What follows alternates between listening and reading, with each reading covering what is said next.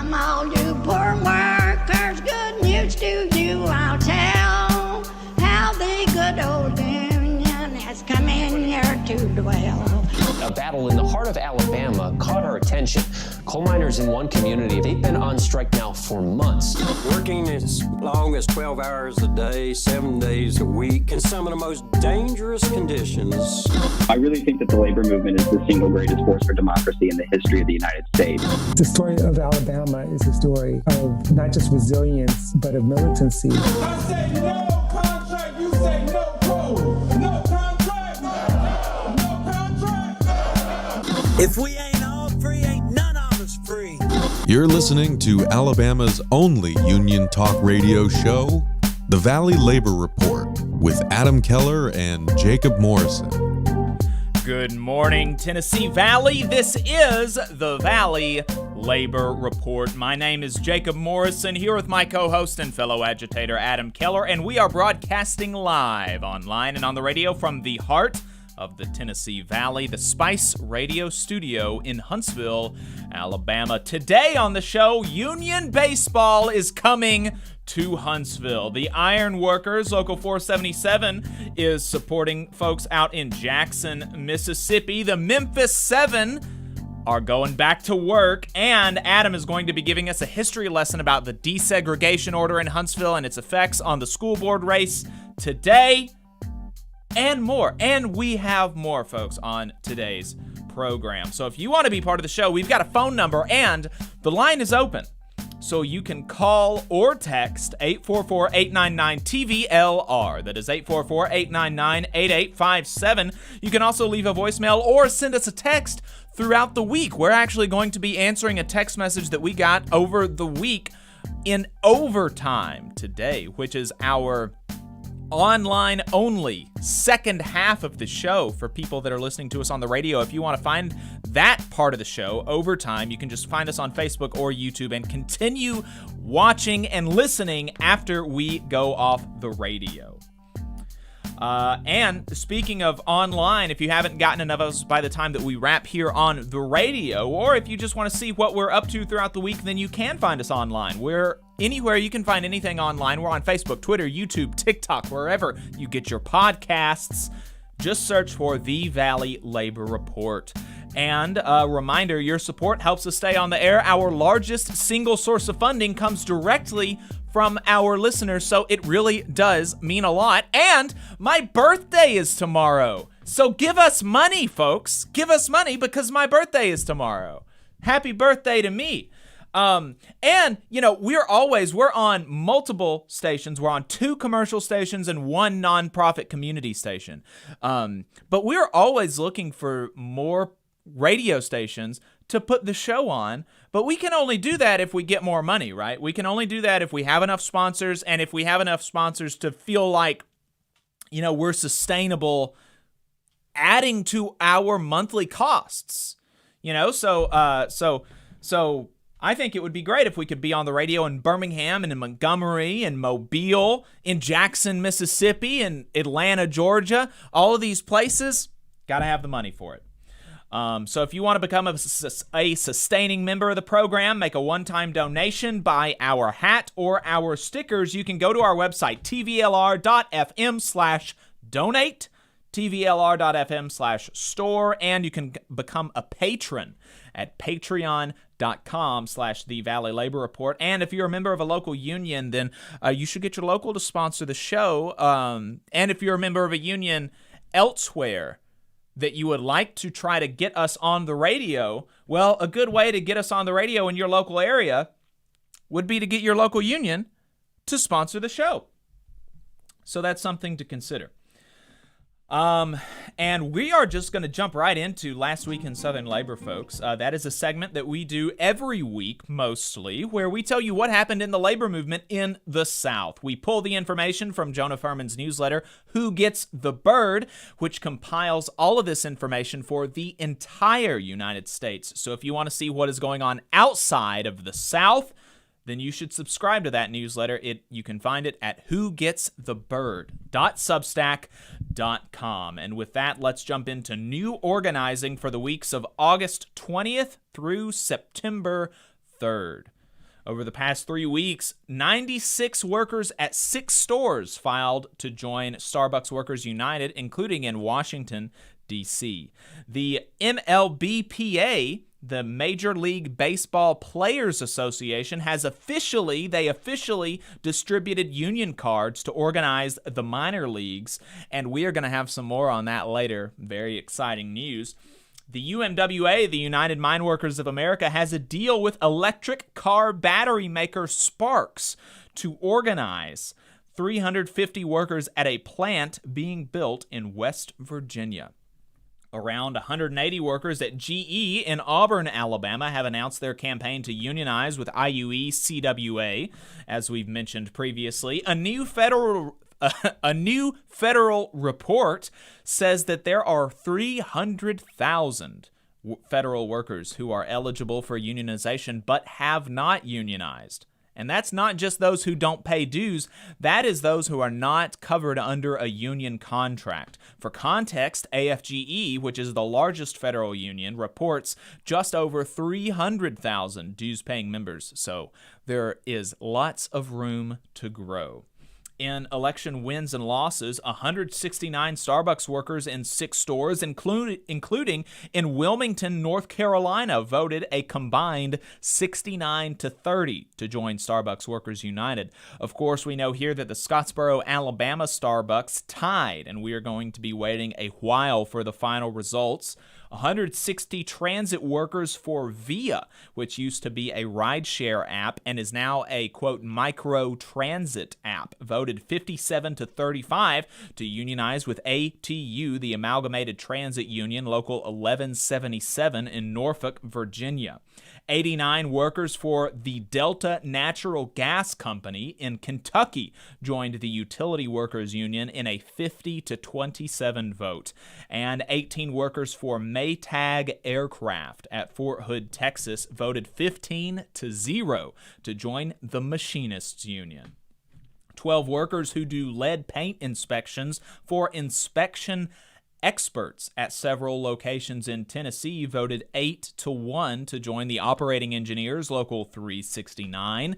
And of the 8 workers who make hinges and other steel products for Carlson Manufacturing in Rome, Georgia, 3 voted, and they all voted no on joining UA in a rerun of a March vote that was 0-6. So I guess in a sense they improved their outcome, the union did, because it's just 0-3 this time. 98 workers at Penske Truck Leasing in Cincinnati and Erlanger, Kentucky beat back a decertification attempt with the Machinist Union Local 804, 41-28. And we've got lots of strikes and bargaining updates this week. The first up, the day that its employees had planned to go on strike, the Nashville restaurant Chattable abruptly closed for good. Food service workers in the city have been organizing with Workers' Dignity, a local workers' center. The New York Times finally covered the UMWA strike at Warrior Met, and somehow the guy who did the podcast about it claimed he had never heard of Kim Kelly. Wow. That's either you're lying or that is an indictment of your ability to cover anything. Right. That makes me wonder, did you even Google this before you did it? In other news about the strike, remember the call that we got from the West Alabama Labor Council fellow a while back about the secret list of employees that Warrior Met wanted to fire? Well, Warrior Met gave the UMWA that list this week, and the UMWA is fighting back, contesting the claims, and noting that the list just so happens to include union leaders at every single mine and is disproportionately black. Non-union school bus drivers in Franklin County, Tennessee, struck for 2 days after being denied a $10,000 raise that was already in the budget, and by Thursday, the county commissioner reinstituted the raise. Direct action gets the goods, folks. SEIU Local 500 struck very effectively for a week at D.C.'s American University and won a contract for 600 staff. We are once again in a cooling off period in the railroad union negotiations, which affects 115,000 workers across the country.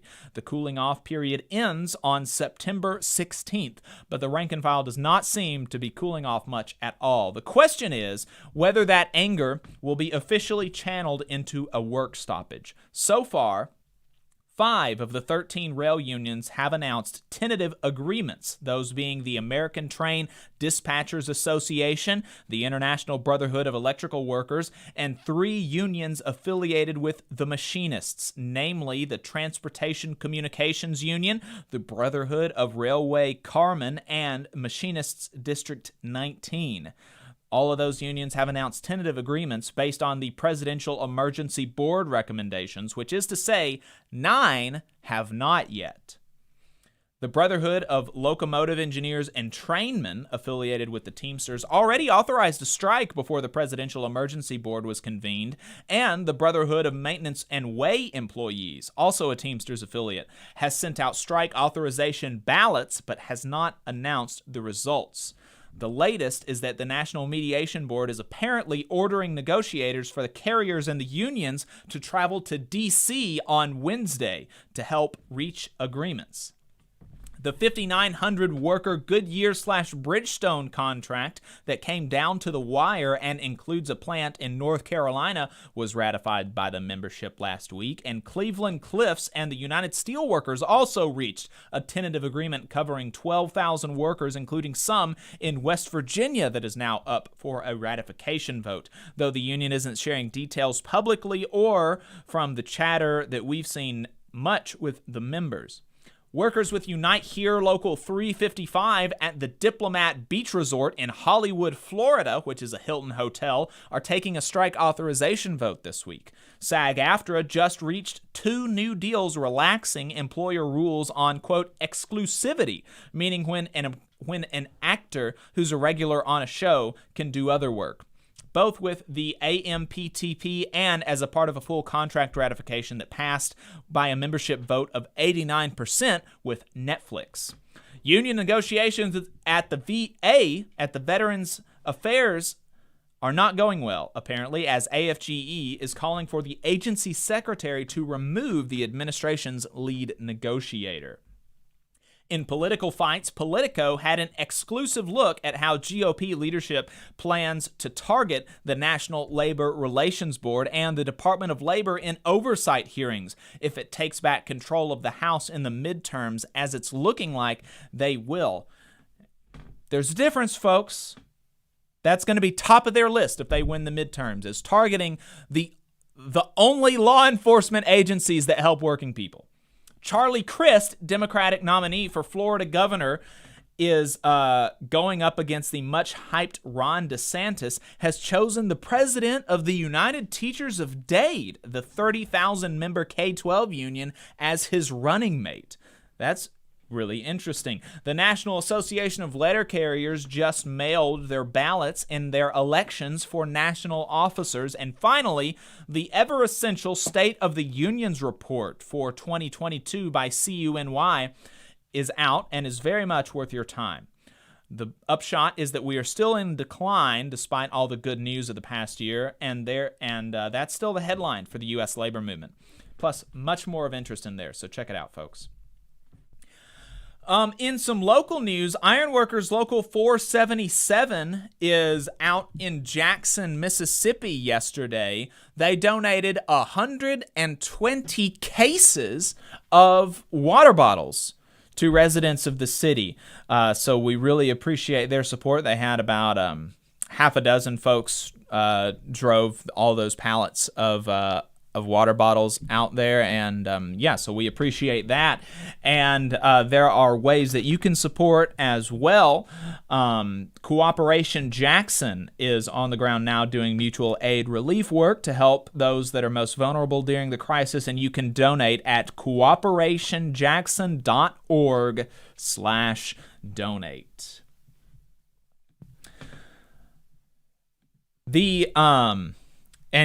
So heading over to the chat really quick. Appreciate everybody joining. Appreciate everybody listening. Tell the people, David says, tell the people why it takes money to get on the radio. Most people think y'all are paid hosts. Yeah, that's right. We are basically, our program is just paid programming. It's like we are paying an hour and a half to be on the radio, and we get that, and so we don't make any money. Adam and I don't make any money. This is all volunteer. This is a labor of love. We do it because we think it's important, and local unions give us the money to be able to pay for that time. So yeah, and I just want to say thank you to everyone who does contribute, whether you're an official sponsor or whether you've chipped in a few bucks on Patreon or one-time donations, recurring donations. If you've bought our merch, whatever you've done to support the program, genuinely appreciate it. Those of you who are longtime listeners, thank you for your continued support. And for those of you tuning in maybe for the first time this morning, we welcome you and really appreciate it. Thanks for your time. Absolutely. Infinite Content says, good looking for the school bus drivers. Yeah, that's really cool. And non-union too. Non-union up in Franklin County, Tennessee. Just, like 3 miles north of where I live. That's pretty cool. Love to see some Wildcat action get the goods. Yes, absolutely. Infinite Content says, have you all reached out to the Trillbillies to get some updates on the flooding in eastern Kentucky? We have not, but they have several updates on their podcast feed that I'd encourage you to go listen to. You can find their podcast at the Trillbilly Workers Party, wherever you get your podcasts. They've got some really good updates on the flooding in eastern Kentucky for sure. Shout out to Chairman Trash says, shout out to Love Huntsville, who will be volunteering at 5 p.m. on Sunday on Derrick Street, across from the train tracks, to set up free dinner and clinics for the homeless over there. Shout out to them indeed. That's very good work. Love Huntsville does some fantastic work, and if you're not familiar with them, I did sit down and interview a couple folks affiliated with Love Huntsville earlier this summer. We were talking about the evictions planned by the city of Huntsville and some of the really great mutual aid work that they do. So, yeah, appreciate that shout out. Yes, indeed. So the next, we've got some other really good news. We appreciate, the local ironworkers local going out to Jackson, Mississippi. That was some good news. And here's some even better news. It's a good news update on the story of the Memphis 7. The 6th Circuit Court of Appeals has rejected Starbucks' appeal, saying that they did not show a likelihood of success.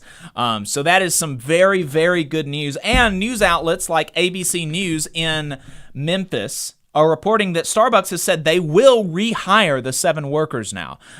Not really that they had much of a choice, but still, it's good to see that they're finally going to be doing the right thing. And just as a recap for those folks who don't recall, several months ago, 7 Memphis baristas at a Starbucks over there were fired in retaliation for their union activities. And now, about 6 or 7 months later, they're going to have their jobs back. So that is some really, really, really fantastic news. You can go back and watch our interview with a couple of the Memphis 7, actually, on our YouTube channel, if you would like to check that out.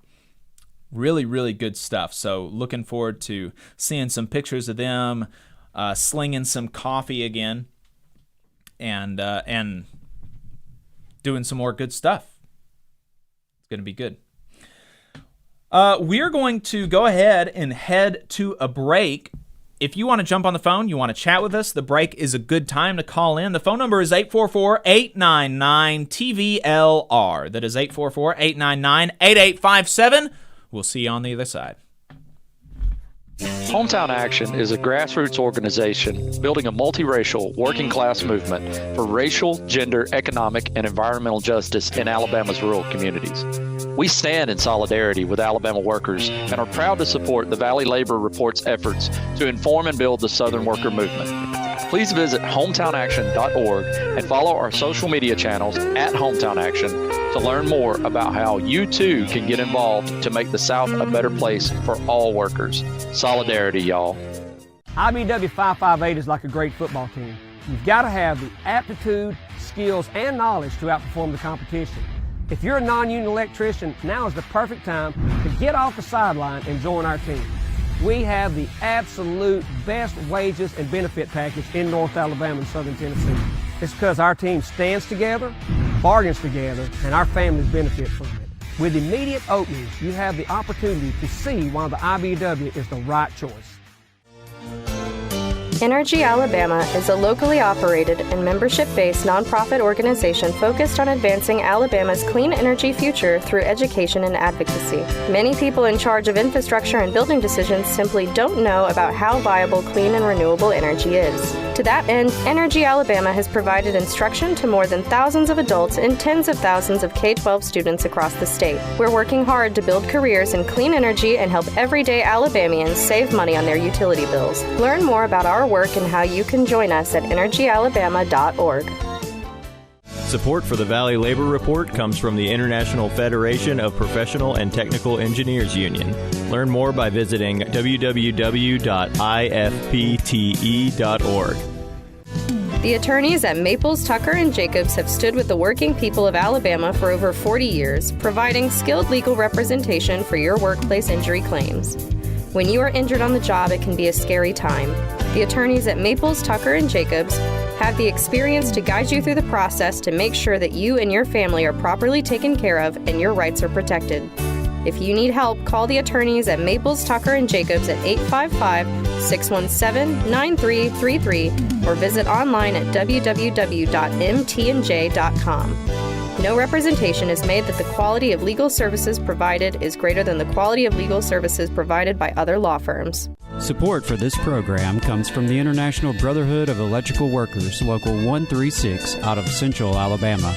Learn more at ibew136.org. Attention union members, membership organizations, podcasters, or anyone with a payment processing need. The future is here, and your organization needs to be prepared by working with Unionly. With Unionly, your union or organization can take payments on a mobile device, eliminating processing fees, giving you a better price than other payment processing methods, while at the same time supporting a union-friendly business with a specialized skill set to meet your needs.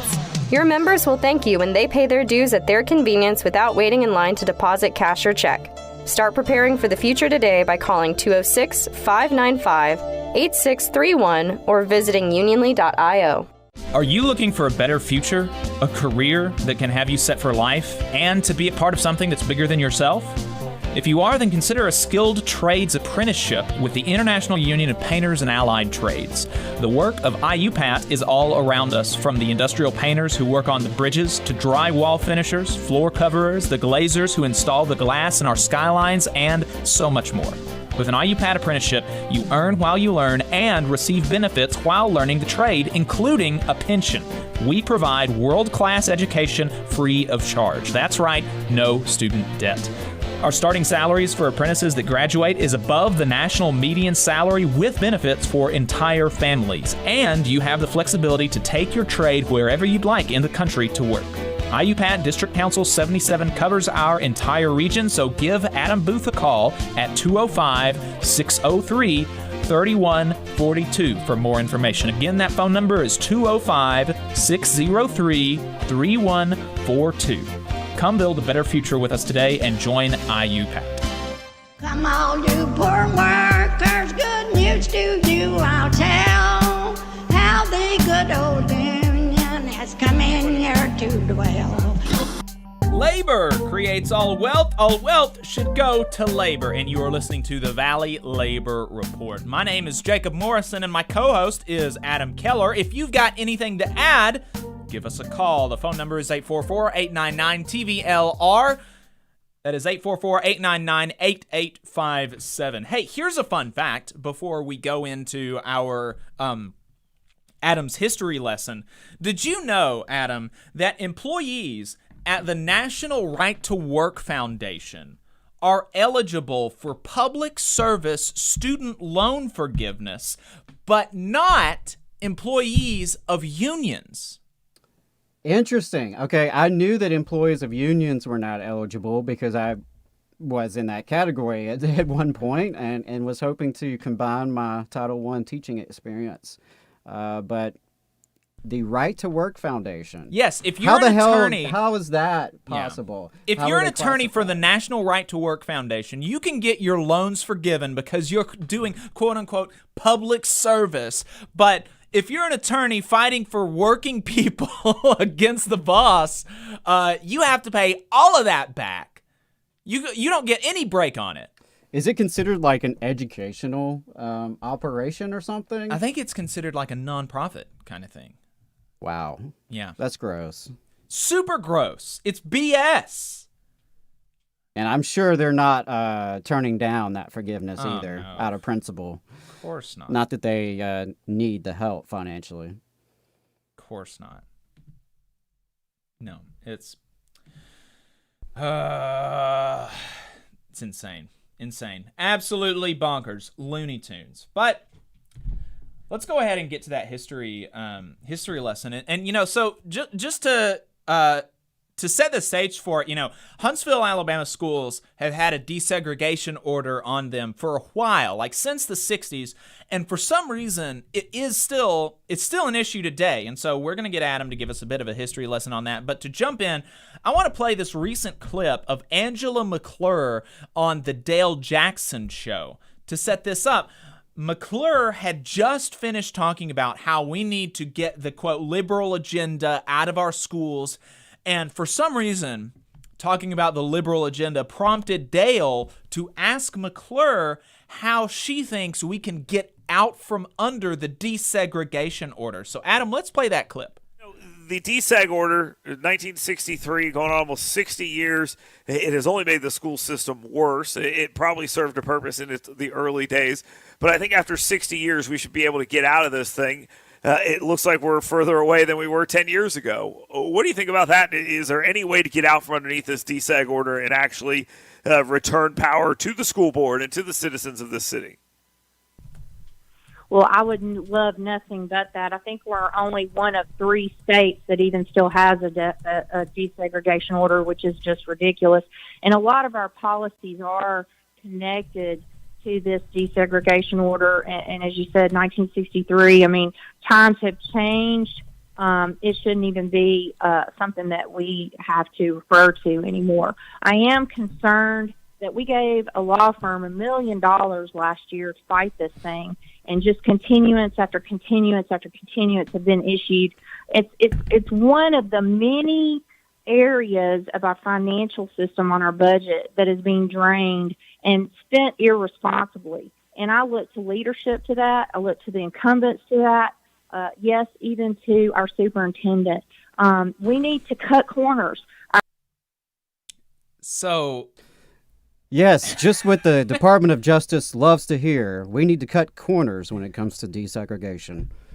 Yeah, and so, like, obviously there's like a real resentment about this desegregation order. And I guess, like, I want to be charitable and I want to try to understand all sides of this issue. So to set the stage for this school board race that Angela McClure is running today, after she lost her primary bid for State House and then went over to school board. Adam, can you take us back to 1963 when Huntsville City Schools were ordered to desegregate? And, like, what did that do mechanically? What were the enforcement mechanisms? How does it affect Huntsville today? Sure. So if you've followed Huntsville City School Board races or really any of the chatter around Huntsville City Schools, there's a good chance you've heard reference to this desegregation order or consent order. Jacob kept hearing it come up in conservative circles, and he asked if I could answer a few questions. What is it? Why was it issued in the first place? What does it do? Why does it seem to cause such angst among some on the right? What does it take to get out of it? And why hasn't that happened yet? So I'm going to try in just a few minutes to answer those questions so folks can have a pretty good understanding of the legal process of desegregation and how it impacts public school systems in Alabama, such as Huntsville's. And oddly enough, yesterday was the 59th anniversary of Sonny Herford walking into Fifth Avenue School, which marked the beginning of integration in Huntsville City Schools. So, seems all the more appropriate that we would discuss this today. Starting out with, why was it issued in the first place? Well, first we have to distinguish between a desegregation order and a consent order, or consent decree, as it's sometimes called. Desegregation orders date back to the period after Brown v. Board, when racial segregation in public schools was declared illegal. But while the Supreme Court officially outlawed segregation in 1954, unfortunately, black families across the country would be forced over the ensuing decade and a half or so to take individual school districts to court in order to force compliance with Brown v. Board and ultimately secure admission of their children into local public schools. Here in Huntsville, the case is known as Hereford versus Huntsville Board of Education. One by one, court orders to desegregate were issued, and in most places where they occurred, these orders are still in effect and the court cases are still considered active. So a consent decree or consent order, such as the one currently affecting Huntsville City Schools, is actually an agreement between the school district, the Department of Justice, other parties, and the court. And this consent order agreement lays out the process to successfully complete the desegregation order and fully restore local control over the schools. So the deseg order came in 1963. The consent order, which as I'll mention comes quite a bit later, is the pathway to end the deseg order from 1963. And I want to be really clear on this point and pull from the 1992 Freeman v. Pitts ruling, which states, quote, "The court's end purpose must be to remedy the constitutional violation and in addition to restore to state and local authorities the control of the public school." I'm going to quote next from Federal Judge Madeline Heikkela's June 30th, 2014 ruling in the Huntsville case. In Huntsville, this desegregation process, quote, began on March 11th, 1963, when 5 Huntsville public school students, Sonny Wellington Hereford IV, John Anthony Bruton, James Bearden Jr., Veronica Terrell Pearson, and David C. Piggy, by and through their parents, filed a motion for preliminary injunction. Hereford in the United States v. Huntsville Board of Education has been ongoing for nearly 6 decades since then.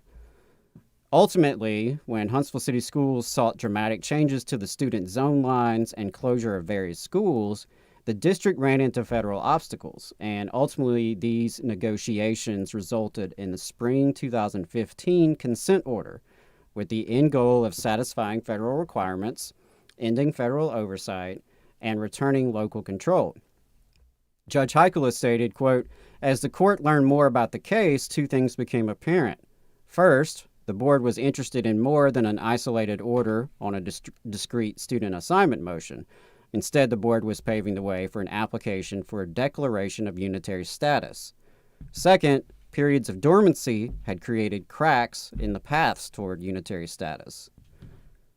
Heikkela then goes on to describe how these court orders can be a lengthy process and how in some cases, quote, "school districts sometimes prefer judicial oversight to the disruption that may accompany a request for a declaration of unitary status, the final step in a school desegregation action." So that's why you see so many school districts still under these orders from the 60s and 70s with little movement. They just file the required paperwork and check in with the feds whenever they want to change zone lines or build new schools, but otherwise never really try to end the oversight by being granted unitary status. Maybe they reckon it would be too costly, or, maybe they fear what questions might arise during that process. So what does it do? As I mentioned, the consent order is a pathway and a process to secure unitary status, which would resolve the desegregation order. If you obtain unitary status, it's considered in the eyes of the court that you no longer operate a dual or segregated school system, and all kids are receiving the same level of education services and offerings regardless of race. So what that looks like in practice is a set of what they call green factors, with certain benchmarks for each factor and, of course, a whole lot of data collection along the way.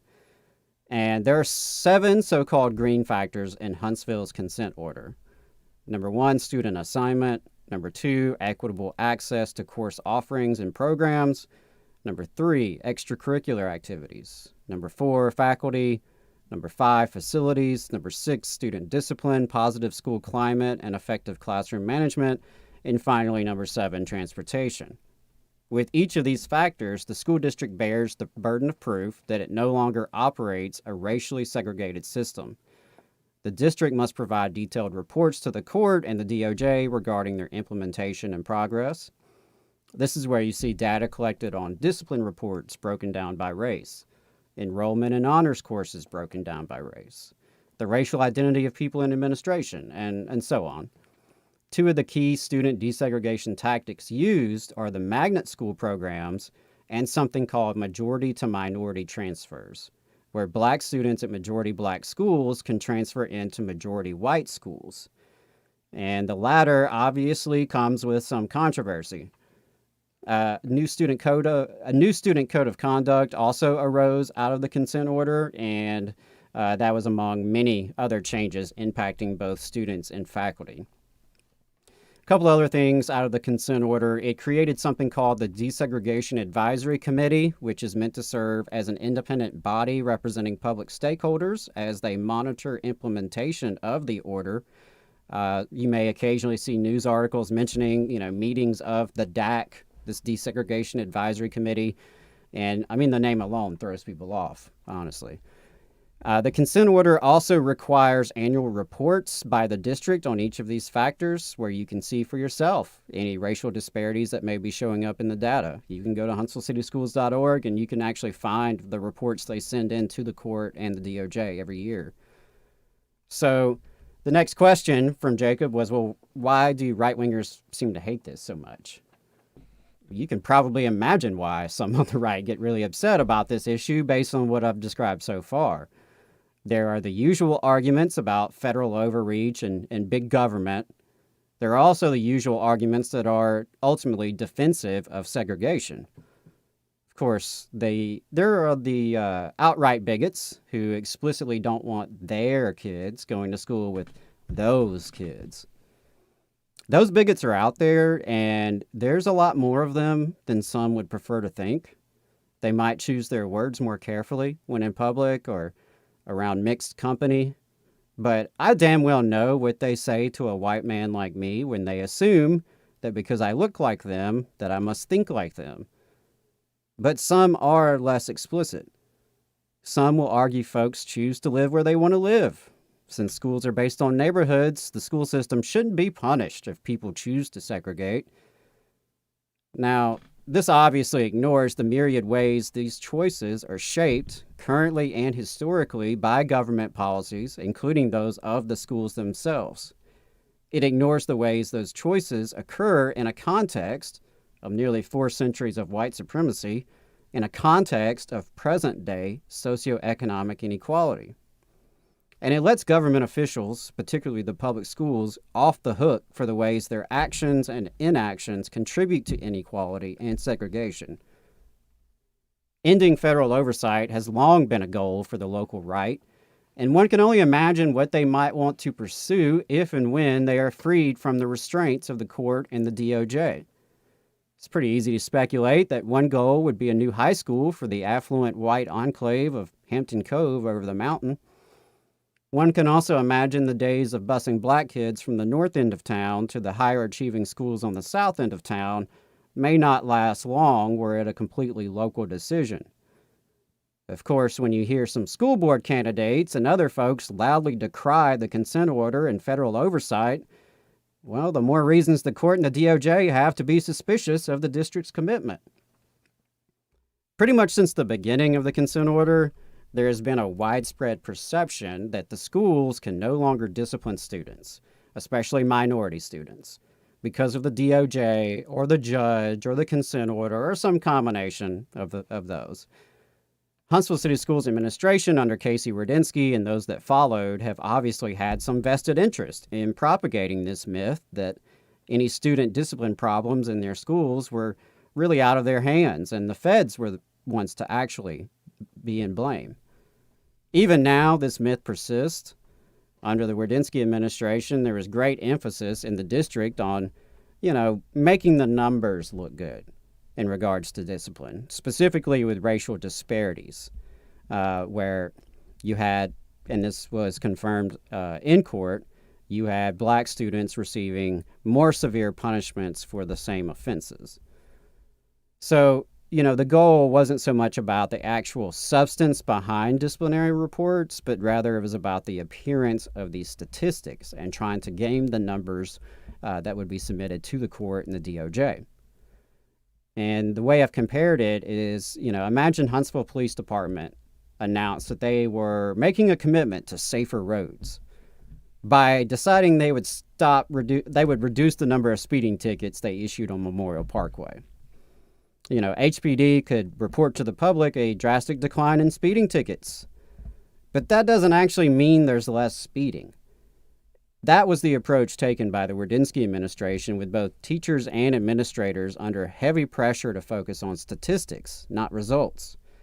So in effect, Huntsville City Schools largely abandoned the old school punitive model of discipline, but without truly implementing a new restorative model, which meant we got the worst of both worlds.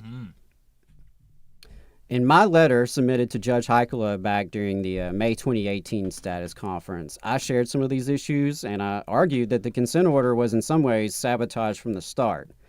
The consent order was signed and has been implemented in the context of corporate education reform, budget cuts, and privatization, which has impeded Huntsville City Schools in its implementation of the consent order and its overall success. The administration that entered into the consent order, led by Casey Wardynski, had by that time alienated large swaths of the community and virtually all the employees, which certainly doesn't help reach the worthy goals of the consent order, like equity and closing the achievement gap. It's hard to reach unitary status when you specialize in disunity. And there's also a lot of misperception among both the community and the employees that places blame on the judge or the DOJ for actions and responsibilities of the superintendent and the school board. I believe the Wardynski administration facilitated these misunderstandings as they were eager for a scapegoat for their actions, whether it had anything to do with the consent order or not. People often forget that Huntsville City Schools chose to pursue and enter into the consent order. It's not as if Judge Heikkila or the DOJ decided to march into town and take over our school system just for the hell of it. The corporate reform era in Huntsville City Schools also coincided with an assault on public education at the state level, with massive funding cuts, legalization of charters and vouchers, and the weakening of teacher rights and benefits. Around the same time the district pursued and began implementing the consent order, we saw the following changes in Huntsville: a teacher turnover crisis, privatization of most support services and staff, including the controversial Pinnacle Alternative School. There was an increase in standardized testing, increased instability of principals, implementation of a one-to-one digital initiative, adoption of new standards called the Alabama College and Career Ready Standards, which are essentially the state's version of Common Core. And those were just some of the changes happening in our schools at around the same time. The teacher turnover crisis created by the actions of Huntsville City Schools and the Alabama State Legislature has negatively impacted the district's ability to fulfill the consent order in a number of areas, such as a lack of qualified applicants to fill vacancies, and the discipline challenges that come in schools disproportionately staffed by inexperienced teachers, some of whom are not even certified in the area they're teaching. The district's approach to employee discipline, human resources, and management style was at the time incredibly authoritarian and anti-employee. And while some of these issues I just described may not be directly identified in the consent order, it's important to keep in mind this context in which the order was created and initiated, because I think that has colored the perception of the consent order for a lot of folks. One of the things that really stuck in my craw was the initial round of forced employee transfers related to the faculty assignment portion of the consent order, which was done in a way that was, problematic, to say the least. Over 300 educators were forced transferred to new schools all over the city in just one summer. Now, what was the hurry? It was clear to everyone involved that unitary status would not happen anytime soon. I sincerely believe that it wasn't about equity in faculty or the consent order. I think it was a management tactic to bully and destabilize the labor force. Teachers, black and white, had the threat and in many cases the action of a forced transfer hanging over their heads. By using the consent order in this way, it sabotages the process. Rather than a more gradual faculty reassignment plan that got buy-in from the teachers, the district did it this way, disrupting school communities and, of course, alienating the very teachers you need on board to be successful. Keep in mind, over the last several years, and certainly the time period of the consent order's implementation, Huntsville City Schools has had one of the highest teacher turnover rates in the state of Alabama. So those same consent order goals on faculty assignment could have been achieved through attrition. Again, from my May 2018 letter, the district needs more wraparound services for our students, especially mental health, but also more counselors, social workers, summer programs, and other ways to address the socioeconomic obstacles so many of our students are facing. If we are sincere about equity, this is not optional. Leaders from the city of Huntsville lined up behind then Superintendent Wardynski to support his desegregation plan, a plan largely rejected and modified by the court. I would suggest that the city of Huntsville's leadership should speak their commitment to equity, not with their words, but with their dollars. Additional funding to the school system to provide these much-needed wraparound services is critical to the long-term success of the consent order and the school system overall. Of course, we could go back even further than that. It's worth pointing out the original proposal from Huntsville City Schools in the city of Huntsville, which was backed by most of the white establishment in town. This proposal ultimately kickstarted the negotiations that eventually morphed into the consent order.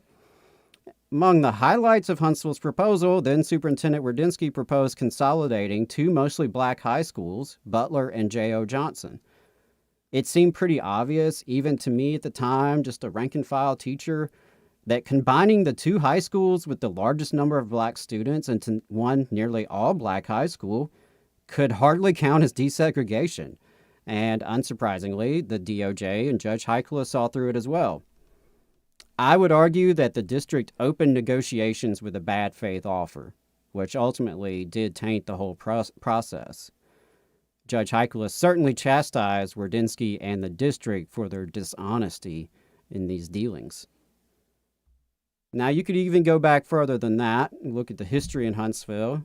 As local author and historian Jane Deneve pointed out in her 2014 letter to AL.com, much of the city's current downtown, from the Von Braun Center to the hospital parking garage, rest on top of what used to be black schools, black neighborhoods, and black communities.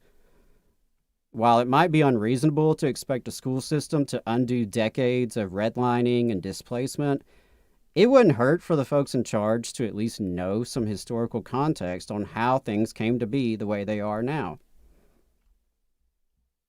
So, what does it take to get out of it?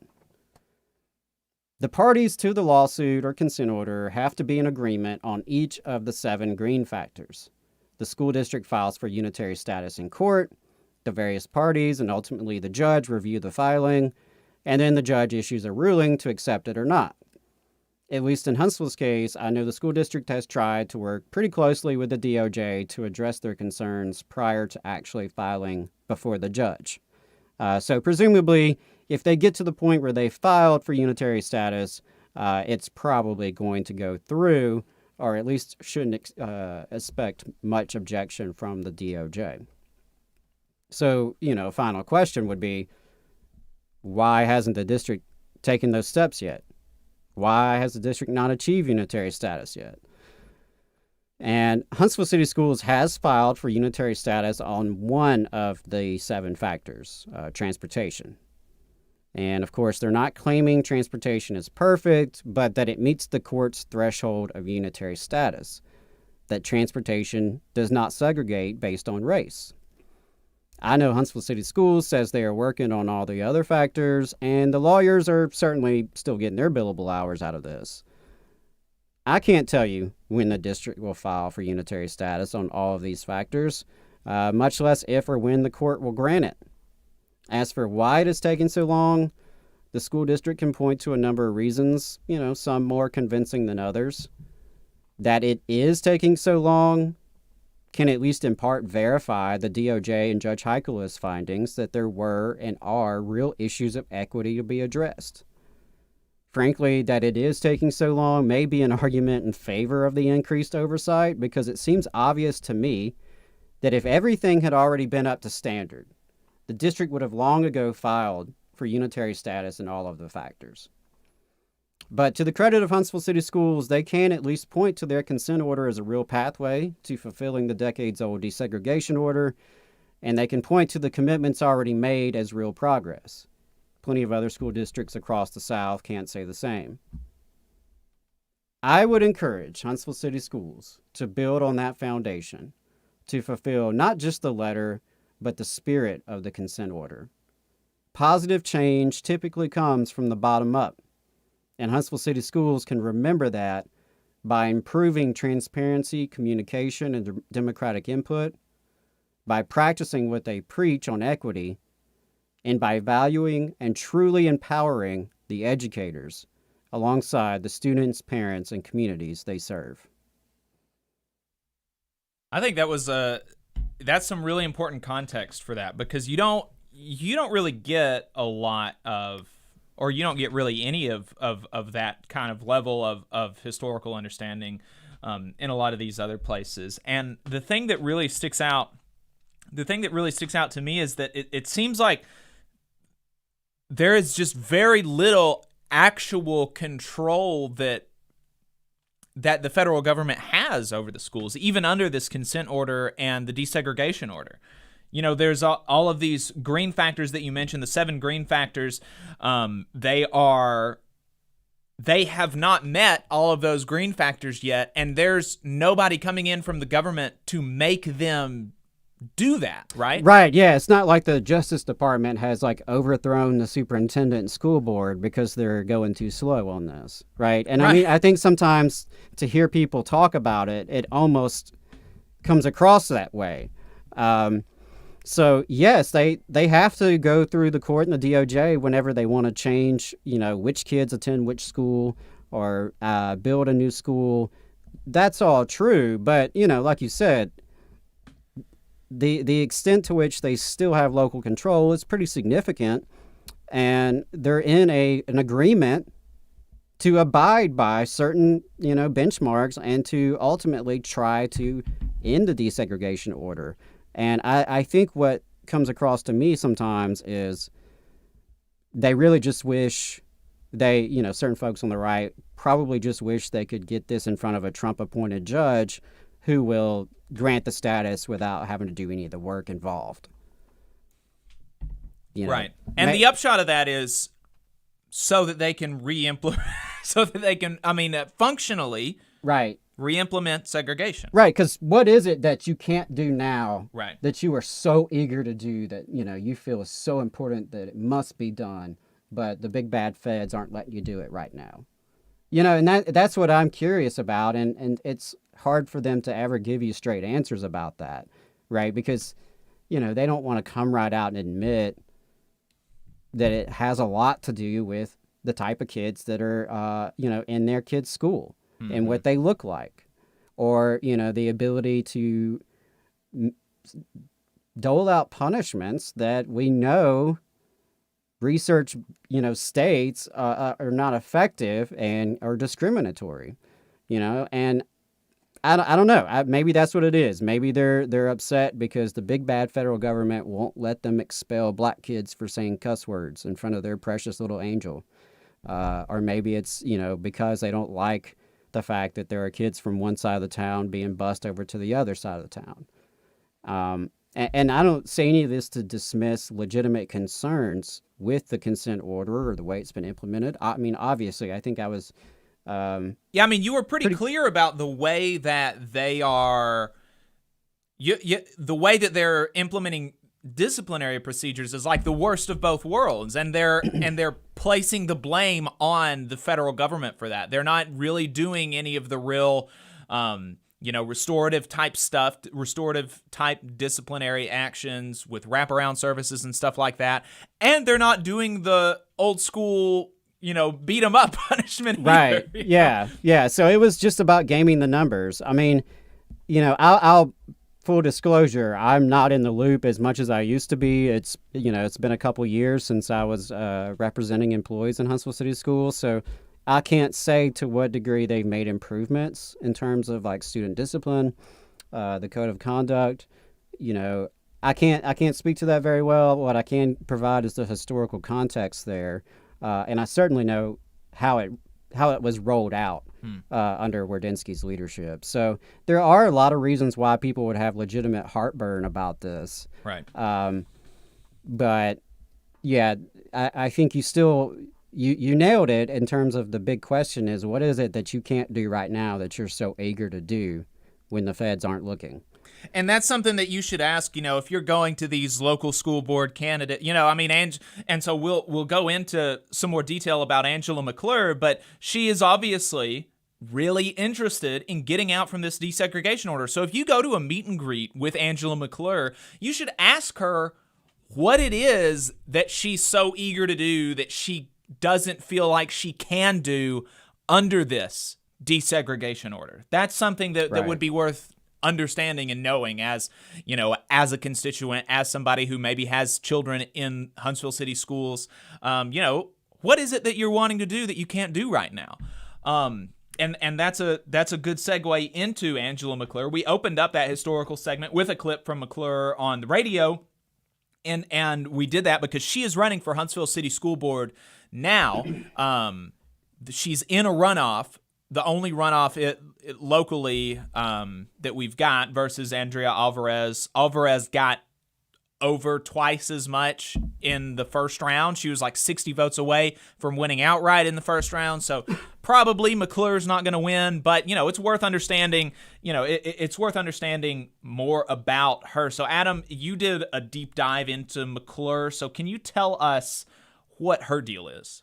Sure. So, as Jacob mentioned, we've previously covered the August 2022 city elections in Huntsville, and that includes the runoff on September 20th. And there is actually a District 2 City Council race between David Little and Bill Yell, along with the school board seat for District 3 between Andrea Alvarez and Angela McClure. I interviewed Alvarez last month. You can find our full discussion on YouTube, where we chatted for about half an hour on various topics, including some important labor relations issues like teacher turnover and the privatization of support staff. And while I encourage you to give that a listen, today we are talking about her opponent, the bizarre reactionary Angela McClure. Now, as for why McClure is running for school board, well, she told WHNT she's concerned about liberal indoctrination in schools. Unfortunately, no, I'm not kidding. This isn't the first time we've discussed right-wing extremists on this show, and it won't be the last. I admit I prefer to talk about other things personally, but right-wing extremist ideology permeates the air as thick as the humidity down here. We have to address it because right-wing extremists have real effects upon real people's lives. And normally, I don't like to mix personal with political, especially at the local level. Of course, that doesn't stop it from happening. School board races in Huntsville have been nasty as long as I've been around them. The incumbent for District 3, Elisa Farrell, who came in last place, was associated with David Driscoll, like multiple former school board members. And Driscoll is one of those hired guns who participates in the political dark arts at the local level and was notorious for some of his sleazy campaign tactics. As you'll see, the current contest has had no shortage of sleaze itself. But while I'm turned off by that kind of thing, and I know I'm not alone, I am willing to get a little personal in this discussion of Angela McClure simply because she has chosen to do so herself.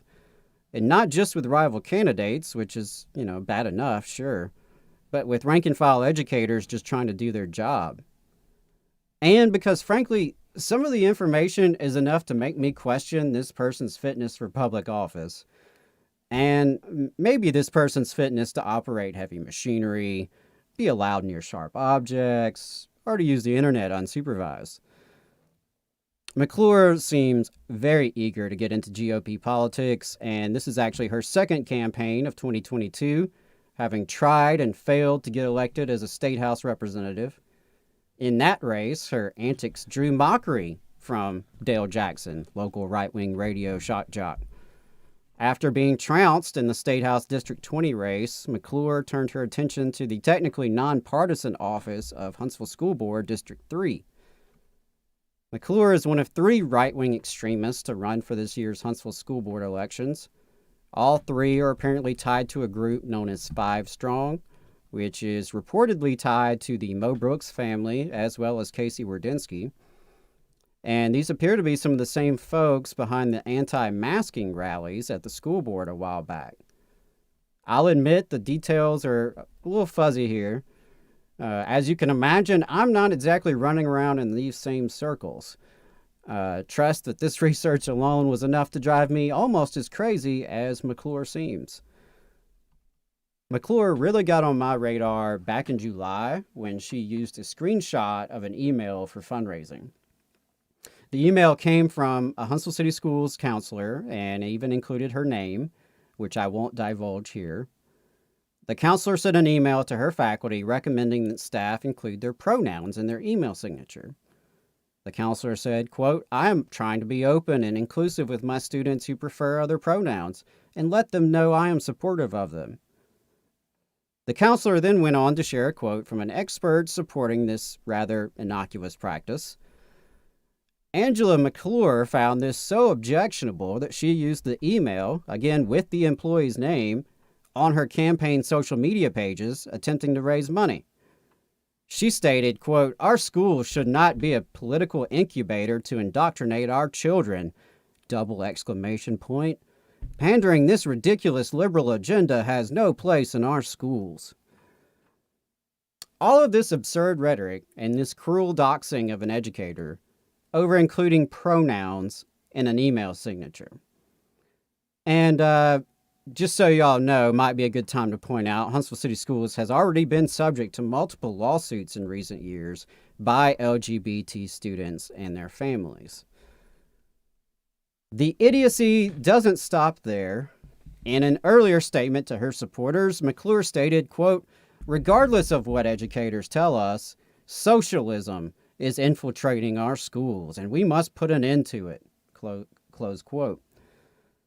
Which, that brings up a lot of thoughts for me. I would love to see Miss McClure define the word socialism and correctly use it in a sentence. Maybe do a PowerPoint presentation. McClure told WHNT, we must make sure that CRT and SEL curriculum and training do not infiltrate our classrooms and stop age-inappropriate sexual education," close quote. You'll be forgiven for not knowing what the hell she's talking about. For what it's worth, SEL refers to social emotional learning, which, like critical race theory, has become a scholastic boogeyman among certain segments of the far right. Ironically, in the very same interview where she decries social emotional learning, she then goes on to state that the schools should be doing more for mental health. I suppose the idea that social emotional learning might be connected to mental health in schools never occurred to her. Unfortunately, we've seen a wave of reactionary ideologues running for school boards across the country. Poisoned by far-right media consumption and social media cesspools, these wackadoodles are calling for book bans and running campaigns based on fear and hate. They are convinced that public schools are a radical, left-wing, big government plot to turn little Johnny into a queer, anti-white America hater. McClure is one of Huntsville's very own contributions to this trend of crazy. Now, one of the more bizarre things to happen during this campaign was when Angela McClure filed a police report on her opponent, Andrea Alvarez, apparently accusing her and her campaign of stealing signs and therefore committing theft. Now, to my knowledge, McClure has no actual evidence of any wrongdoing by Alvarez. Apparently, it all stemmed from a Facebook discussion where multiple individuals were reporting that McClure had actually violated the law by placing her campaign signs on public property, including on public school property. There was some back and forth over the city's applicable code, and somebody indicated they had removed McClure signs from public school property at the request of the school's front office.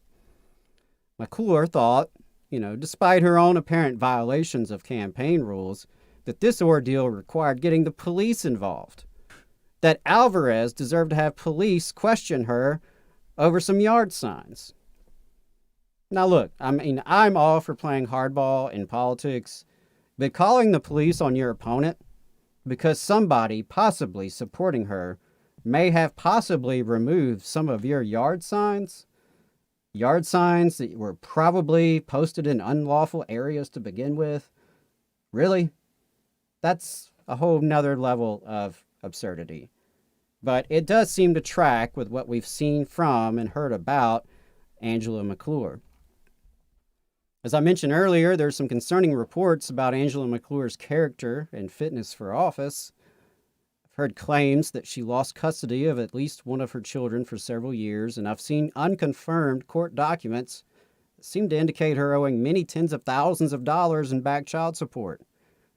I've seen allegations that she has filed multiple false DHR reports, and I've seen comments from folks claiming to have horror stories based on their experiences with her in the dog grooming industry. McClure touts that she graduated from Birmingham School of Law with a Juris Doctorate, but curiously, she never touts how many times she's taken the bar exam or whether she's ever passed it. McClure claims to have worked for the White House under President Trump, but sources have told me that the best anyone can tell, her so-called working for the White House consisted of being on Trump's advanced staff team for about a week when he came to Huntsville that one time in 2017. I don't know, maybe she held his umbrella or something. Now, I want to emphasize that I cannot confirm or deny the validity of each of these claims. I'm simply reporting on the chatter surrounding this election. Now might be a good time to go on the record and remind Miss McClure's campaign that we do still have a First Amendment in this country. Believe me when I say there's a lot I didn't say. So that's the lowdown on Angela McClure, reactionary candidate for Huntsville City Schools Board of Education District 3. If she were a character in an SNL sketch, I would side-eye the TV and think they were a little too on the nose. But alas, this is our real life, and this is a real candidate in an important election. Back on August 23rd, Andrea Alvarez received 48% of the vote, while runner-up McClure received 27%, with Alvarez only around 50 or so votes shy of winning outright. So it will be interesting to see how the runoff plays out. The choice could not be more clear. On September 20th, the voters in Southeast Huntsville have a choice between respect and hate. On September 20th, the voters in Southeast Huntsville have a choice between reason and lunacy. On September 20th, the voters of District 3 have a chance to reject right-wing extremism and choose for our students, our educators, and our communities. Whew. Thank you for that. That's pretty wild. That's some wild stuff there for sure. Quite the character.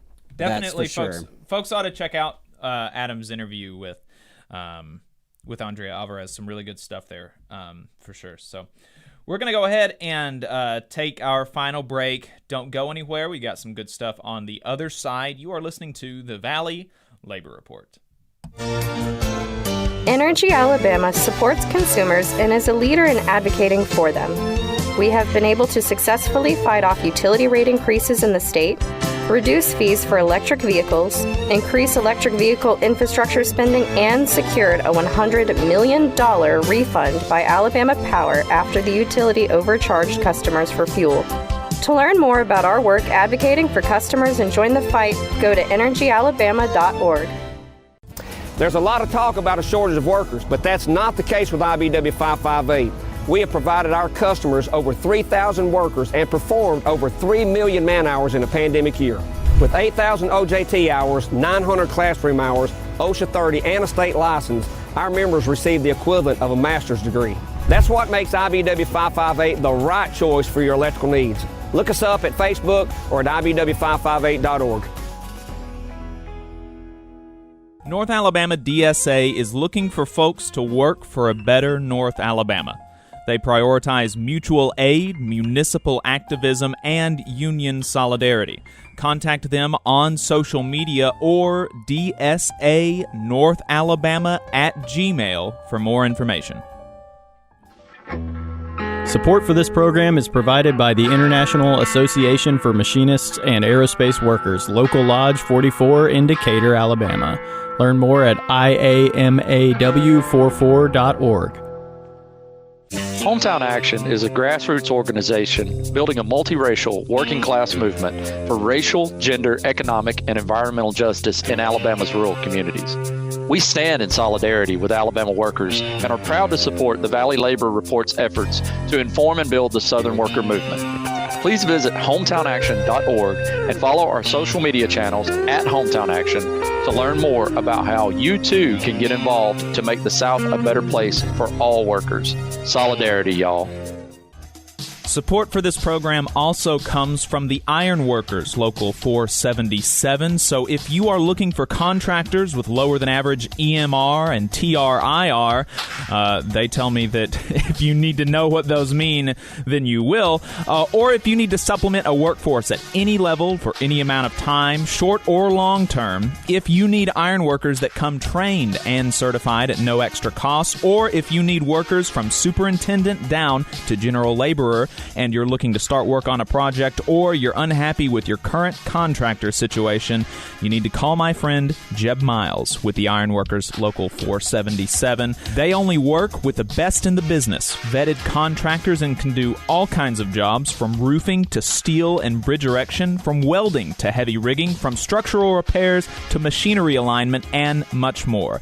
They supply manpower on 4 of the 5 largest projects in North Alabama, so you know they're legit. If you need good quality, safe, efficient, diligent, and knowledgeable workers on your job, then you need the Iron Workers Local 477. Call Jeb Miles at 256-383-3334 or via email at local477@bellsouth.net, and make sure you tell them that you heard about them on the Valley Labor Report. We're the nurses, firefighters, and claims representatives that help keep our government services running. We respond to natural disasters. We care for our nation's veterans, and we investigate discrimination in the workplace. We are federal and D.C. government workers, and we are proud to serve the American people. Working in more than 70 agencies across the government, we know we can fulfill our mission because our union has our back. Learn more at afge.org. Paid for by the American Federation of Government Employees, AFL-CIO. Support for this program also comes from the Mid-South Council of Retail, Wholesale, and Department Store Union. Learn more at rwdsu.info. Come on, you poor workers, good news to you I'll tell, how the good old union has come in here to dwell. Alabama's only union talk radio show. This is the Valley Labor Report. My name is Jacob Morrison. My co-host is Adam Keller, and we are broadcasting live online and on the radio from the heart of the Tennessee Valley, the Spice Radio Studio in Huntsville, Alabama. If you've got anything to add, you can give us a call or send us a text message or participate in our chat on YouTube and Facebook. If you want to call or text, the phone number is 844-899-TVLR. That is 844-899-8857. We got one message over the last break. Hi friends, Jack from New Jersey here. 2 years ago, a nasty summer storm put the power out in my neighborhood for about a week. I never miss a chance to share that it was some amazing Mississippi and Alabama line crews that came up north to put the lights back on. Shout out to your IBEW sponsors and all the other union line crews. Hell yeah. That's great. Love to hear that. Thank you for Thanks for that report, Jack. I appreciate it, and thanks for listening. We've got Marissa in the YouTube chat, says, hello, folks. So happy to find you all after recently moving back to Huntsville after living out of state for 2 decades. Even the commercials give me hope. Solidarity, y'all. Solidarity to you, Marissa. We appreciate you listening. And yeah, we've got some really cool sponsors. There are dozens of unions in the area, and there are... just some really, really cool folks doing some really good stuff right here in Huntsville and in the broader, North Alabama areas. So, yeah, it's awesome. It's awesome. Good stuff. And we appreciate you listening. William says there in the YouTube chat, there's a big story come out of Rhode Island DHL Teamsters on strike. Fantastic. Confronting the pigs. We love to see that, folks. Really excited. Hope some more good stuff comes out of that. And this is just a reminder for everybody. Make sure you sign up for the Alabama Troublemakers School. If you're a union member or, somebody who wants to be a union member in the future, wants to organize your workplace, this is really going to be the place to be if you want to do stuff like that. It's going to be on Saturday, October 15th at the University of Montevallo. All day. Going to have some really, really awesome and engaging speakers. Going to be some practical advice for, 101 organizing type stuff. You're just starting organizing. You want to learn the basics. There's going to be some classes on grievance handling, stuff like that. Mel called in a while back talking about how we need more union resources. Mel from West Alabama Labor Council talk about how we need more union resources, stewards training, stuff like this that are cross-union, and Labor Notes is really doing that on a smaller scale than what we used to have, like with the Center for Labor Education and Research. That was a big thing that we used to have in Alabama. Don't have it anymore, but Labor Notes is doing that on kind of a smaller scale, and they're going to be having an in-person conference in Alabama Saturday, October 15th. So definitely sign up. You can go to labornotes.org. Then go to their events and register for the Alabama Troublemaker School. It's going to be really good. And last little bit on that plug, I just want to say, if you can't attend, that's okay. You can still help. If you go on Facebook, there's a Facebook event, and you can click share it on your feed, and you can click share and invite people to the event. Folks, somebody on your friends list is a union member or is interested in being a union member, or maybe a community activist. I know I've had some conversations with some local activists here who are involved in women's rights and civil rights and other issues, so not so much labor focused, but they're interested in coming to Labor Notes, making some connections with labor activists and, sharpening organizing skills. So anything you can do to get the word out, I think it's important that Labor Notes is coming to Alabama, and I think it's important that Alabama show up, that we make it worth their time and investment to do so. Mm-hmm. There's going to be folks from the miners, the long-time strike in Brookwood. There's going to be updates from Amazon's Bessemer campaign.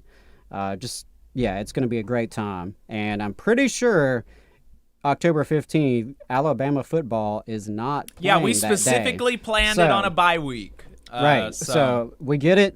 Football's huge here. I'm about to be missing my team's game here in a little bit. I get it. But October 15th, Saturday, you don't want to miss it. Yeah, for sure. Definitely make sure you come out. Folks, good news. The Rocket City Trash Pandas are going to be unionized here soon. That's right, folks. The Major League Baseball Players Association a couple weeks ago sent out authorization cards to minor league players last week, as our friends on Means Morning News on Means TV report. Let's play that clip, Adam. And finally, a huge announcement on Sunday that the Major League Baseball Players Association is launching a campaign to organize minor leaguers. Minor league players are among the most exploited in all of sports. They make poverty wages playing baseball and often have to take on second jobs just to make ends meet. Unlike those in the majors, minor league players aren't paid in the offseason despite how much work they put into training. Most of the 5,000 players in the minor leagues make an annual salary less than $15,000. Some make even less than $5,000. Back in April, the organization More Than Baseball released a survey of minor league players, and nearly 3/4 said their needs were not met by their current salaries, and a majority said their teams did not have their best interests in mind. In July, Major League Baseball settled a federal class action suit brought by minor league players who alleged the league was violating overtime compensation and minimum wage laws. The league agreed to pay out $185 million as part of the settlement. And in addition to all of this, Congress is examining Major League Baseball's antitrust exemption and how it might depress players' wages. So it's pretty clear minor league baseball is in desperate need of union representation. Advocates for Minor Leaguers was a group that previously worked to advance the interest of the players. As part of this new organizing push, the group has dissolved and just become part of the MLB Players Association. The previous head of Advocates for Minor Leaguers, Harry Marino, said in a press release, quote, "This generation of minor league players has demonstrated an unprecedented ability to address workplace issues with a collective voice. Joining with the most powerful union in professional sports assures that this voice is heard where it matters most, at the bargaining table." The Major League Baseball Players Association is now circulating union authorization cards that can be signed by players. Once 30% of minor leaguers do sign on to them, then the union can petition the NLRB to set up an election where just a majority of the players would need to vote for it to join the union. You want to see billionaire sports team owners absolutely melt down? Well, then this is the story to follow. And following it, we are, folks. Here's an update that came last week from the Washington Post. More than 50%, just like a half a week.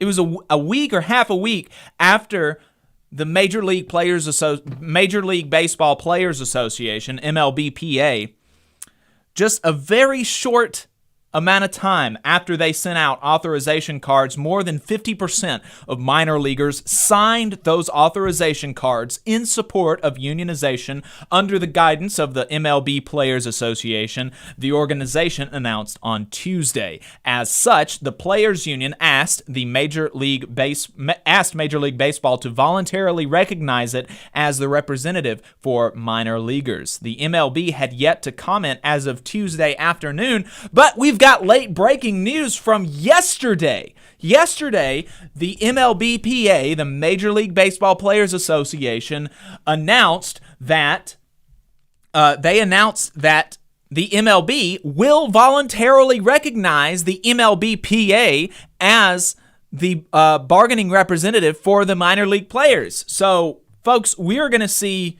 union baseball. The Rocket City Trash Pandas are unionized, basically. They've got to hammer out this voluntary recognition agreement, and unless something goes crazy, they're going to have a union, and they're going to be union, so that's really exciting. And the MLBPA just affiliated with the AFL-CIO. So once the minors officially get unionized, I'm looking forward to welcoming the Rocket City Trash Pandas onto the North Alabama Area Labor Council.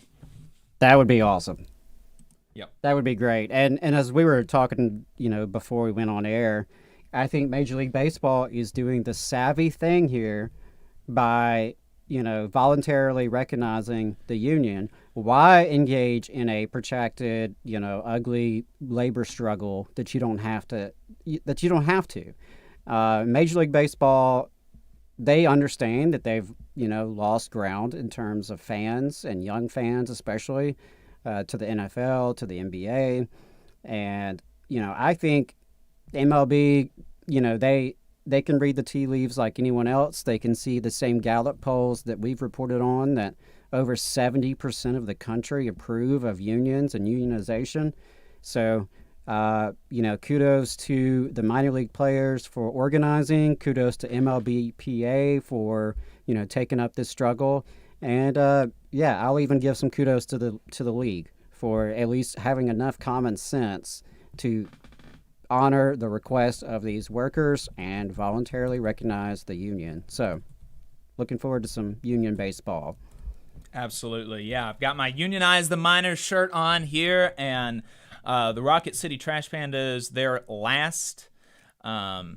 their last week of home games, unless they get into the playoffs, is going to be next week. So me and my beautiful fiance are going to be going to some of those games, or at least one of those games, probably not multiple, but we'll be going to one of those games, and I'll be rocking this shirt, supporting the players. Nice. Yeah, it's going to be a lot of fun. I'm looking forward to it. So yeah. Folks, I've got one more segment, but I don't have quite enough. I don't have quite enough time to really go through my vamp, so I'll just tease it, and maybe we'll talk some more about it next week. But you know, folks, Yellowhammer News is like real buddy. I'm not sure actually what their official relationship is with WVNN, with the Cumulus station here. But you know, of course, they're really buddy. And they have only run, they're supposed to be, right, like an Alabama news outlet. They're supposed to be a news outlet for Alabama citizens, for our culture and our values and our people, right? This is what they're supposed to be. And they have run 3 articles on the longest strike in Alabama history, the Warrior Met Coal strike down in Brookwood. 3 articles, and all 3 of those articles, I checked yesterday. Every single one of those articles are literally reprints of Warrior Met Coal press releases. They don't even get comment from the union. And so when they're telling their readers about this story, the only thing that their readers are hearing is from international private equity firm owned Warrior Met Coal. The only thing that their readers are hearing is coming from BlackRock in New York, coming from Yankee Capital, coming from Fidelity in DC, coming from some investment firm in damn Australia. They're not even giving both sides here. They're not even letting their readers know what the workers in Alabama, what Alabama coal miners are saying in response to these lies or misrepresentation from the company, from this out-of-state owned company. Not even giving them that perspective, much less covering it in an objective way, like seeing actually what is happening. Their readers don't know anything about what the workers put up with over 5 years ago to bring the company out of bankruptcy. They don't know that they're just asking for parity with what they had before. They don't know any of that. Yellowhammer News readers do not know any of that. And I graciously volunteered my services for them to help their readers understand what is actually going on. And I hurt some of their feelings. So that's the teaser, and we'll talk about that some more next week. But yeah, I hurt their feelings. Their editor-in-chief got really sad. Oh, no. Yeah.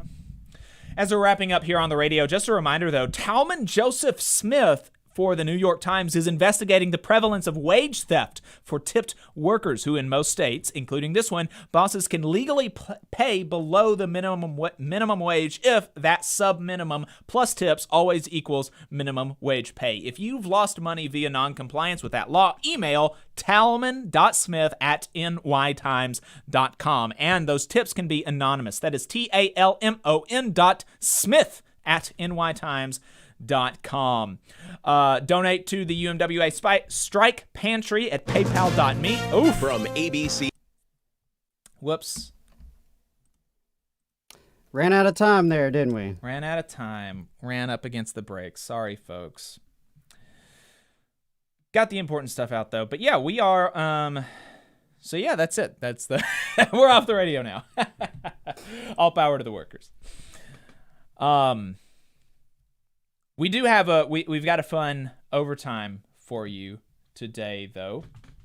We are going to be we're going to be playing a clip of Trump talking about Howard Schultz at a rally. Going to be talking about Mark Walsh, a fourth stringer for the Daily Wire, and answering some listener questions that we got over the week. So we're going to be right back, but make sure you stay tuned. And if you want to call in, over the break's a good time to do it. The phone number is 844-899-TVLR. That is 844-899-8857. We're going to take a short break, and we're going to be right back.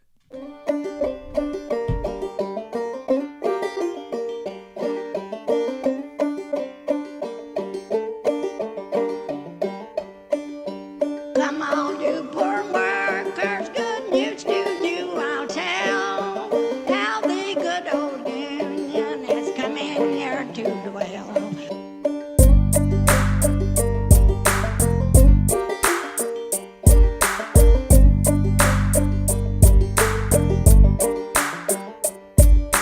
Go to Harlan County, there is no neutral there.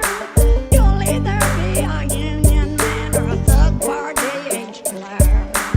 Which side are you on? Which side are you on? Which side are you on? Which side are you on?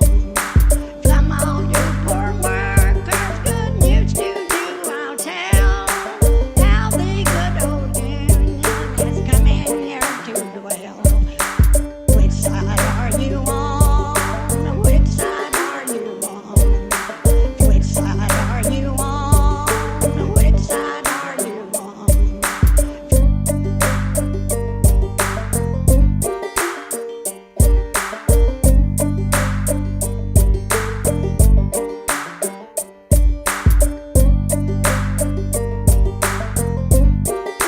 Which side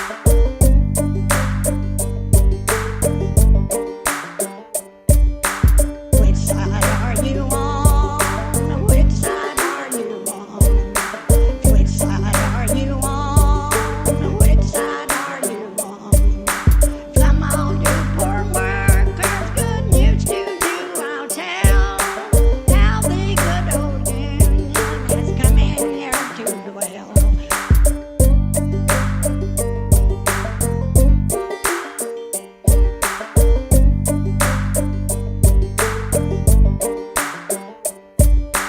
Go to Harlan County, there is no neutral there.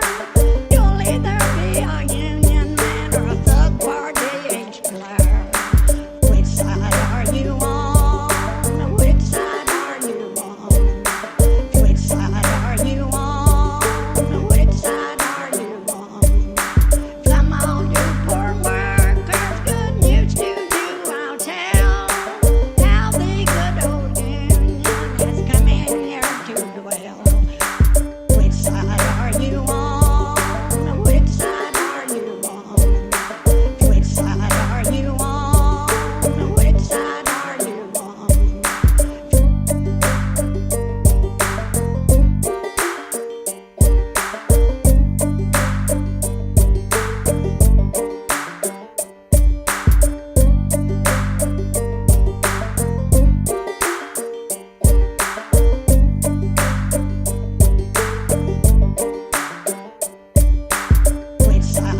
you on? Which side are you on?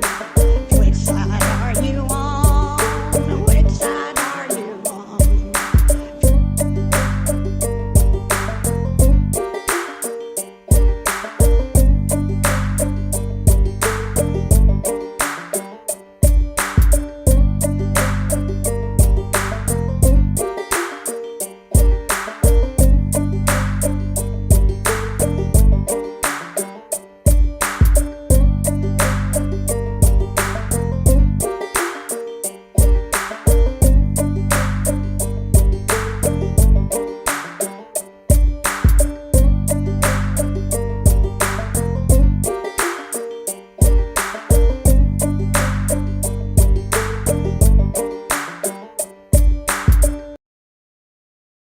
All right, folks.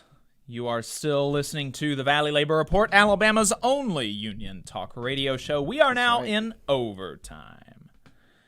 We are now in overtime, and we've got some good stuff. Just a reminder, if you want to call, be part of the show, the phone number is 844-899-TVLR. That is 844-899-8857. Appreciate the conversation going on in the YouTube chat. Folks talking about trying to get us on some Pacifica radio stations. That would be pretty cool. Yeah, absolutely. And appreciate all those folks who've been commenting, liking, sharing. All of that stuff really does help. Yep. And Infinite Content also said, my brother just got hired by the Postal Service, so he'll be a new member of the APWU. Very cool. He might not be a member of the APWU, though. He might be. There are 4 different unions representing Postal Service workers. There's APWU, American Postal Workers Union. There's the National Postal Mail Handlers Union. There's the National Association of Letter Carriers, which covers letter carriers in the city. And then there's the National Association of Rural Carriers, which covers letter carriers in rural areas. So I don't know what his job description is, but it'd be one of those. So, but yeah, definitely make sure he joins the union, whichever one it is, for sure. Yeah, and from time to time we have people reach out about what are some good union jobs, and I would say the Postal Service would be a place to look because they are pretty desperate right now, looking for help in our area, and I imagine probably wherever you're listening from. The Postal Service could use some more staff. That's an opportunity to get into a union gig and get a pension and potentially do some organizing. Yep, absolutely. So let's start off with this Trump clip. A couple of weeks ago, Ben Shapiro, his outlet, the Daily Wire, bent the knee to woke Howard Schultz for the purposes of attacking the union. And Donald Trump now is kind of coming to his aid as well. Let's listen to what he said at a recent rally. The greatest thing happened over the last few days. Starbucks, remember Schultz, this guy Schultz? The one with the extremely thin legs. I think maybe Dr. Oz would have said he's either really good or very, very, very thin. But he was doing a debate. He was sitting down. I thought his legs, I didn't think he'd be able to stand up. But Schultz, he's the head of it. And he just announced unions are trying to take over Starbucks. But he will not, under any circumstance, allow mail-in voting because it's evil and corrupt. The little legs. What is that? What is that Hard Times article like?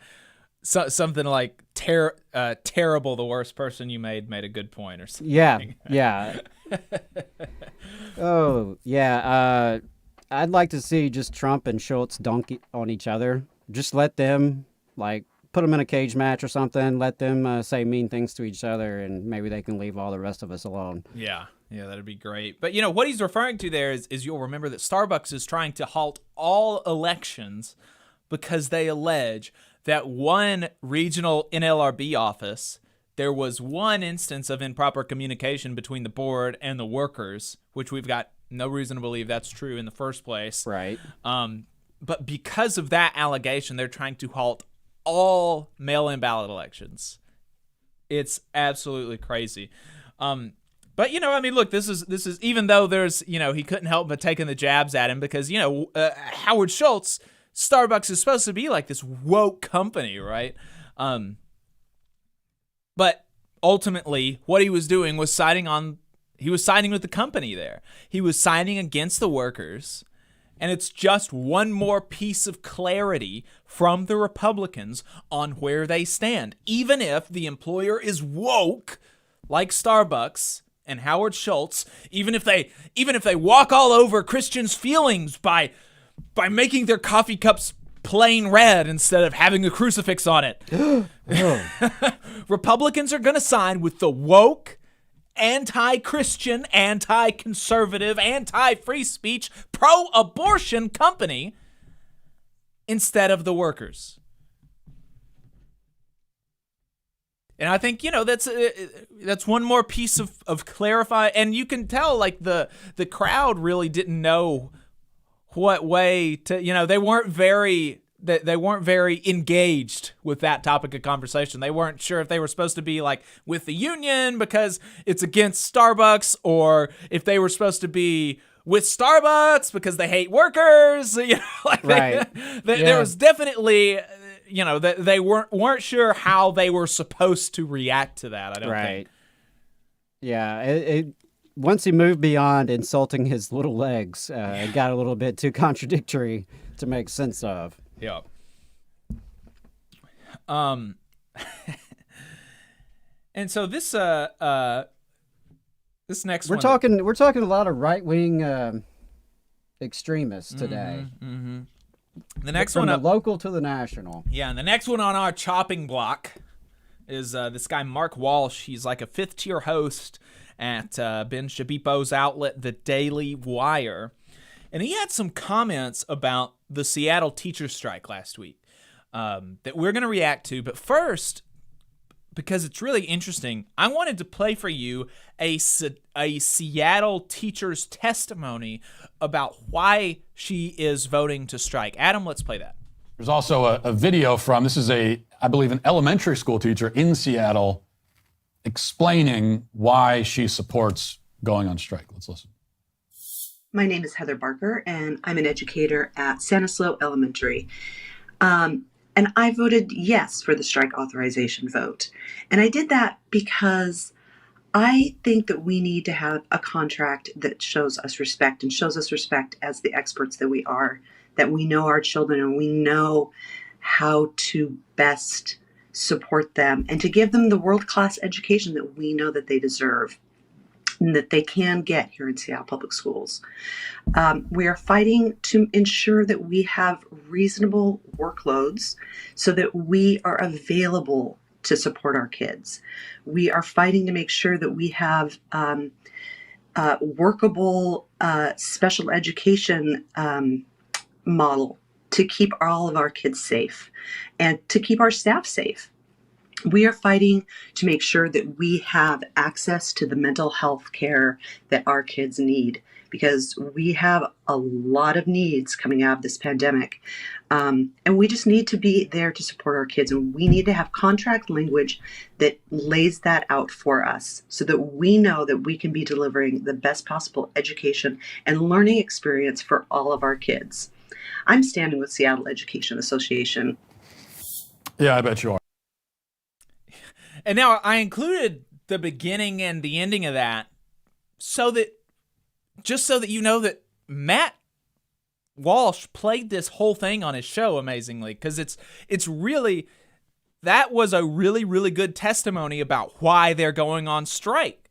You know, I mean, just to recap some of the things that she said she was voting for, voting to strike for, she said, you know, better mental health, smaller class sizes, more teachers, respect, more funding for just the general school stuff. You know, these are really important things for the teachers to have so that they can be able to teach, and also for the students to have so that they can learn. I mean, I was honestly really shocked that he played that, because that totally contradicts everything else that he's going to say. I mean, these are the things that teachers care about when they're going through these contract negotiations, when they're trying to get the administration to do right by them and their students. And, you know, no worker goes on strike lightly. And, you know, I would say even more so when it comes to teachers, because they know how disruptive a strike is just in general to the community, right? People depend on schools for childcare. Their students depend on schools to eat and to have shelter. So no teacher goes on strike lightly. The only time, or when strikes happen with teachers, it's a failure upon the district, and it's an indictment of the district that they are unable to do right by the educators, and it gets to that point, frankly. Yeah, absolutely. So let's play then how he responds to that teacher's video. In general, I can't stand these people. They I don't think that there's any group in America that hates working as much as public school teachers do. They just hate it. They get like 2 months off a year. They get every single holiday off. They get nice breaks they get a nice I was going to say Christmas break. We don't call it that, right? So they get a nice winter break. They get a smaller spring, but they still get a spring break.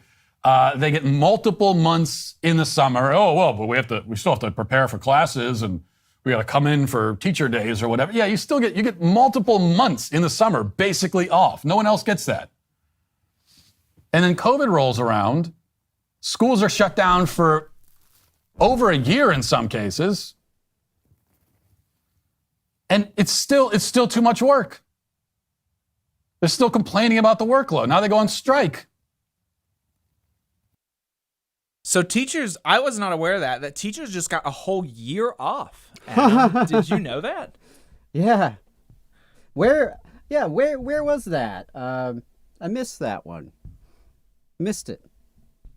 It's insane. So Adam, having been a public school teacher, having been a representative of public school teachers, what is the fact to fiction ratio in that? Yeah, a lot of bullshit there. A lot of it.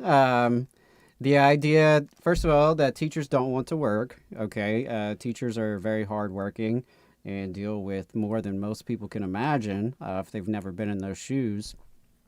I can tell you, I was exhausted every single evening. By the time I was finished, it was a struggle sometimes to make it to the end of the day. Physically, emotionally, mentally exhausting. The amount of decisions that you're making constantly. I mean, you're always on.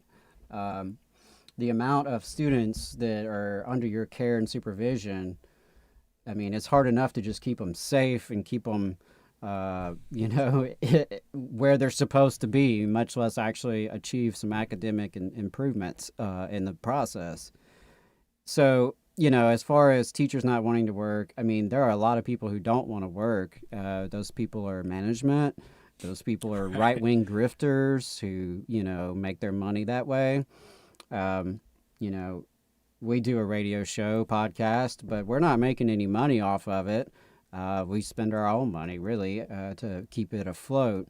But people like Matt Walsh get to live off, his patrons. And I mean that more in the historical sense of, wealthy folks who subsidize such garbage to be on the airwaves. And, the whole argument about teachers have the summer off, all that shit has, people say that all the time. It's always been said. It'll continue to be said.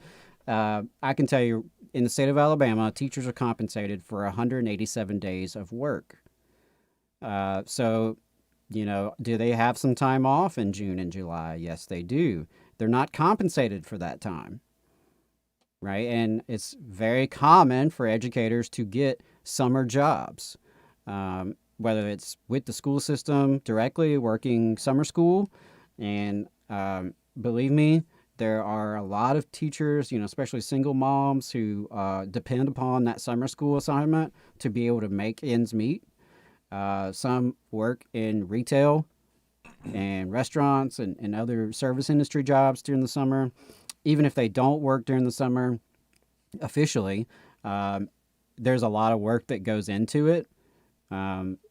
That's unpaid days of training, unpaid days of preparation, unpaid days of getting your classroom ready.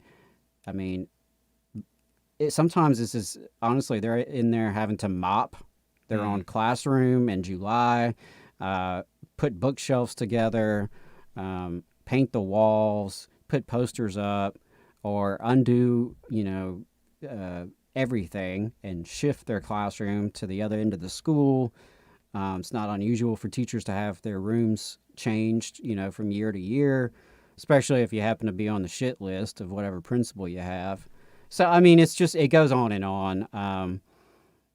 Teachers are compensated for the days that they are at school. Well, and I mean, beyond that, teachers have to work. Generally speaking, a lot of times they're working more than 8 hours in a day. Oh, absolutely. Like there is, how many teachers did you know, Adam, that were able to actually get all of their work done in a planning period, if they were given a planning period, and they don't have to do anything at home? Thinking about all the grading that you have to do after hours. And so if you add up these 10 months of I'm working 50-hour weeks instead of 40-hour weeks, then you're going to end up at 2,080 hours of work, like, other people. Yeah, the system relies upon unpaid labor from the educators. They're compensated for a 7.5-hour day, but, no teachers are able to get it done from 7:45 to 3:15.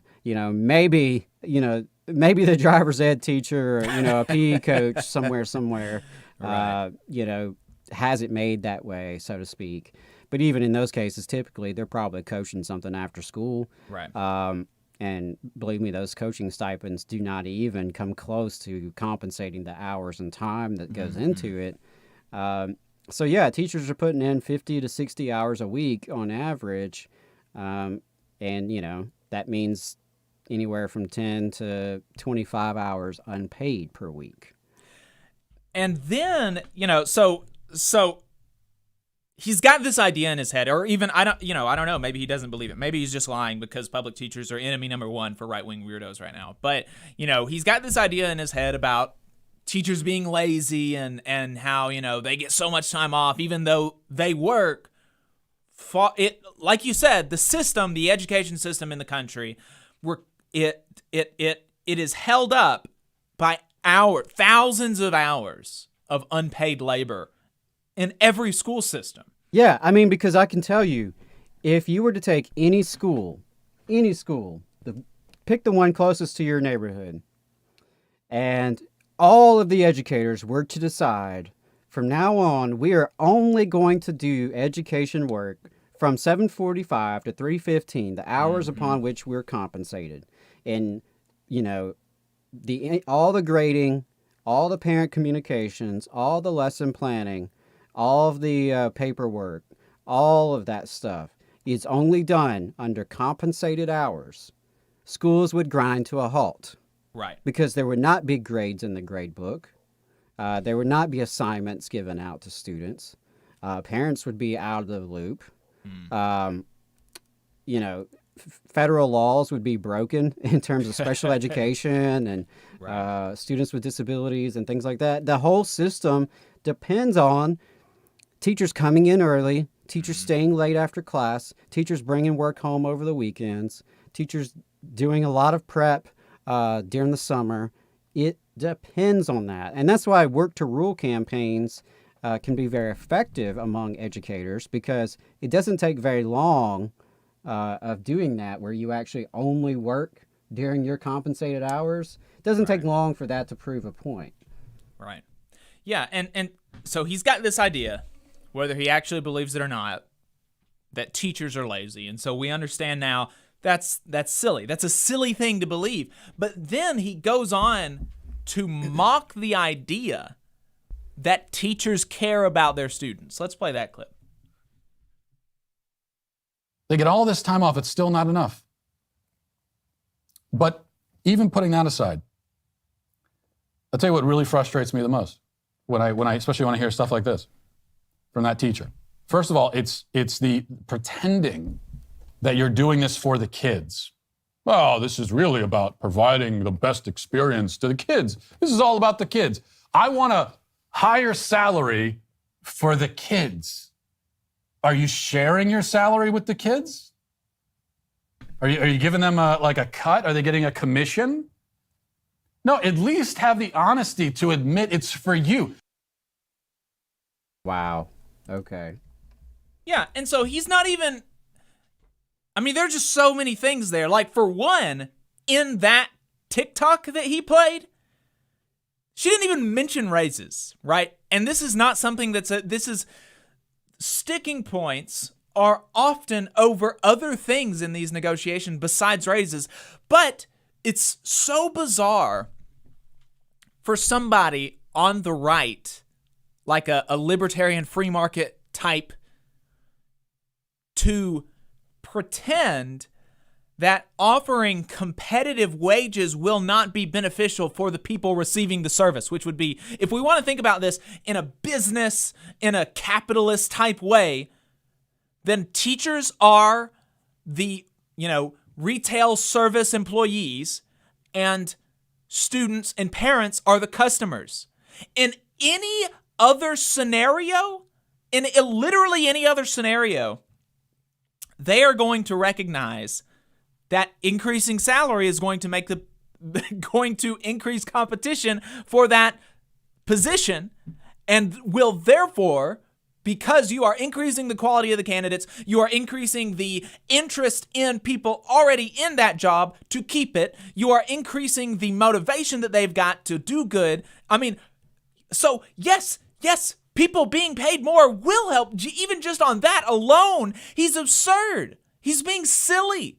Yeah. That's the whole reason. That's their whole justification for why CEOs should make 1,000 times more than their median employees, because, the CEO works hard, he deserves it. And if you don't pay the CEO 1,000 times more than their median employee, then you won't get as good of a CEO. Why does that logic not apply to teachers? To people that are supposed to be molding our young people, the next generation in our society? Why would that logic not apply to one of the most important job positions in the country? If you really believe this capitalist idea that you have to pay a CEO 1,000 times more than a median worker to get a good CEO, that's the only way you can get a good CEO. Only way to make it competitive is to offer them an obscene amount of money, then surely we should be able to agree that paying public school teachers 10% more is going to be better. 20% more, 30% more, doubling their salary is going to be better. You are going to receive a better service for the money. Yeah, and a couple of things I wanted to point out there. For one thing, the studies are very, very clear that teachers make less than other professional workers who have similar education and credentials. Right. Because you have to have a bachelor's degree, you have to have a teaching certification. Most teachers will pursue grad school, they will get a master's or even a PhD. There's a number of trainings that you have to maintain just to teach certain courses, whether it's AP. Elementary teachers in Huntsville went through something called letters training. That was hours upon hours upon hours. There's the national board certification. There's the number of CEUs you have to get in professional development every single year just to maintain that teaching license. And, when you compare all of that in what you get in salary for all of that to other, white-collar professional college degreed workers, they're doing better in private industry by and large. Right. So then the question is, okay, well then why do people do it? Well, they do it because they actually like kids. They actually want to make a difference. They want to support young people. Maybe they had a teacher that shaped them as a positive role model in their life. Maybe they have a certain passion for a subject matter they want to share with kids. Maybe they're just good with kids, right? And good at building relationships and helping kids. I can tell you that it's been incredibly rare to meet someone in the education profession who didn't do it because they were, motivated by a desire to serve. And, that doesn't really make a difference in terms of the pay. Mm-hmm. Folks care about serving kids. The pay, where that comes into play, is because, you have to be able to recruit and retain.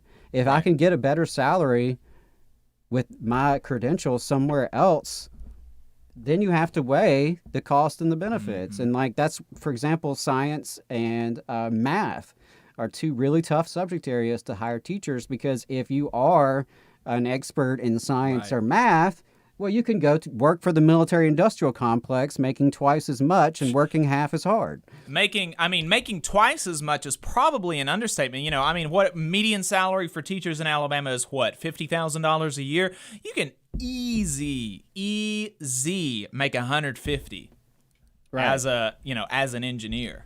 And no disrespect to the folks doing that work, but I just can't imagine the stress level is comparable to 25, 30, 35 youngins running around in your room that you're in charge of for 7.5 hours.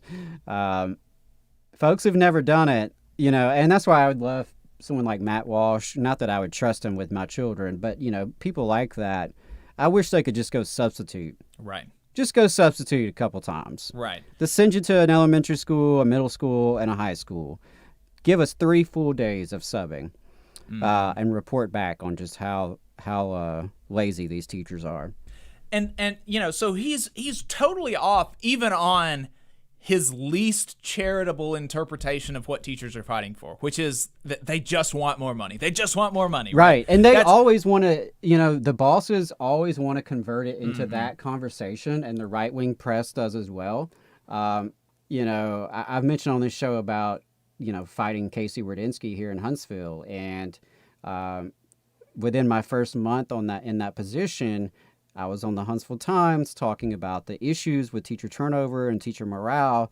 And it was right there. I experienced it then, where Casey Radinsky wanted to convert the conversation to a conversation about pay. And he even told the Huntsville Times, it sounds like we have a pay problem, not a morale problem.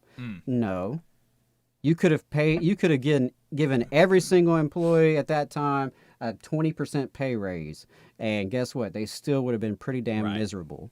Now, some of them probably would have stayed for that, right? To pay their bills, because that's ultimately what undergirds everything we do as workers operating in this society, is that's the only way we can make a living. The only way we can put food on our table and a roof over our head is to sell our labor to somebody. Right.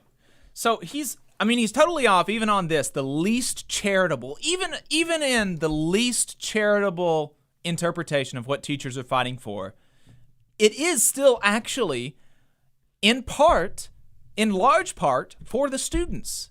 It would actually help the students if teachers were paid more, if they were paid more competitively with their private sector non-education counterparts. Right, because you want the best and brightest teacher for your student, exactly. Right? Everyone wants the best for their own kids, and everyone would want the best possible people filling those roles as teachers, because you're trusting your child with these adults for 7.5, 8 hours a day. You're trusting your kid's life, right, and their future, right. And so that's the bizarre thing, is why wouldn't you want the best possible people?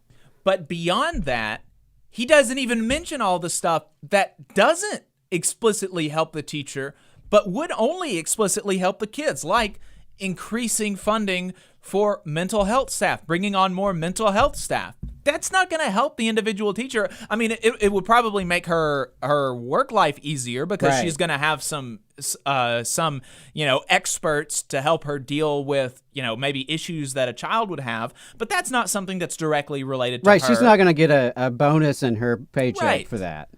Of course, he doesn't mention anything like that. Increased funding for, like books, or for technology, or hiring more teachers, not just having a higher salary as a teacher, but bringing on more teachers to decrease class sizes. That's not something that is putting money in their pocket. It is making their work life easier, which will make the position more competitive, but that is in much larger proportion just helping the students. And he doesn't mention that in there when he's saying, don't insult my intelligence by pretending that you care about children. Like, of course these people, the idea that teachers go into teaching because they just want to make money and not work. It's so detached from reality. I was considering becoming a public school teacher, and maybe I still will. I don't know. Maybe it's something that I would like to do at some point. But the money is the thing that keeps me from it, and I'm somebody that is interested in it for not the money, but if I could make a competitive salary, I would be much more likely to go into teaching. But I was going through like a mid-college crisis kind of thing, and I was thinking about dropping my major. And I went back to my old high school, and I talked to my favorite high school teacher, the teacher that had one of the largest impacts on me, that I really had a lot of respect for. I could tell that he really cared about the curriculum. He really cared about his students. He really cared about fostering an appetite for learning, and I mean, just all of the good things that you could say about a teacher. This was that guy. And I went to him and I was like, I'm thinking about changing my degree to math and secondary education. And he told me not to do it because I would hate it. He said I would hate it, not because, and he hates it, not because of the children, not because of the job, the teaching part of it. He loves that, and that's the reason that he went into it, and that's the reason that he stays doing it. But he says all of the oversight that you've got to have from management, all of this nonsense that you have to put up from the school board, from the superintendent, all these politics, all of this other extra stuff on top of not being paid well. The not being paid well was like the fifth or sixth thing he mentioned to me as to why I should not be a teacher. And so, that was really sad. That was a really big bummer for me to hear that, this person that I have, that I had and I have a lot of respect for, and that is a really good teacher, he does not recommend people go into teaching. Yeah, that actually tracks with the conversations I've had with good, experienced teachers. I'm trying to think back if any of them were supportive of folks pursuing education. And I honestly, I can't think of any. I mean, everyone I can think of, people, like the one you're describing, who really are like top-notch teachers, the type that you aspire to be, right, the type you want your kids, to be exposed to. And, without fail, they all discouraged their own kids and grandkids from entering the profession. Whenever they had student teachers or, college kids coming in for field experiences, they were very blunt with them about, like, you need to know exactly what you're getting into. Right. It's not just the fun parts. And, because there is something fulfilling about teaching that is hard to replicate in other jobs. When a kid gets something, when that light bulb goes off in their head, and you help to make that happen, when kids come to you a year later, 2 years later, 5, 10 years later, and say, hey, you made an impact on my life. Here's all the cool things I've been doing as an adult, and it's thanks to you in part. There's something there that can't be replicated. But there's a lot that comes besides that, right, in terms of the workload, in terms of the treatment you receive, and, being targeted by right-wing cranks, such as this guy we're discussing today. There is an ideological conflict with right-wing media really zeroing in on teachers and public schools, and they've been doing it, and it kind of comes in waves. It was really hard and heavy around the time I entered the profession, and it has come back with a vengeance now. And, teachers, like the counselor I mentioned with Angela McClure's segment. I mean, a counselor just doing her damn job, and next thing you know, her name is being plastered all over weird right-wing circles on Facebook. That's what folks are having to deal with. Right. Yeah, it's insane.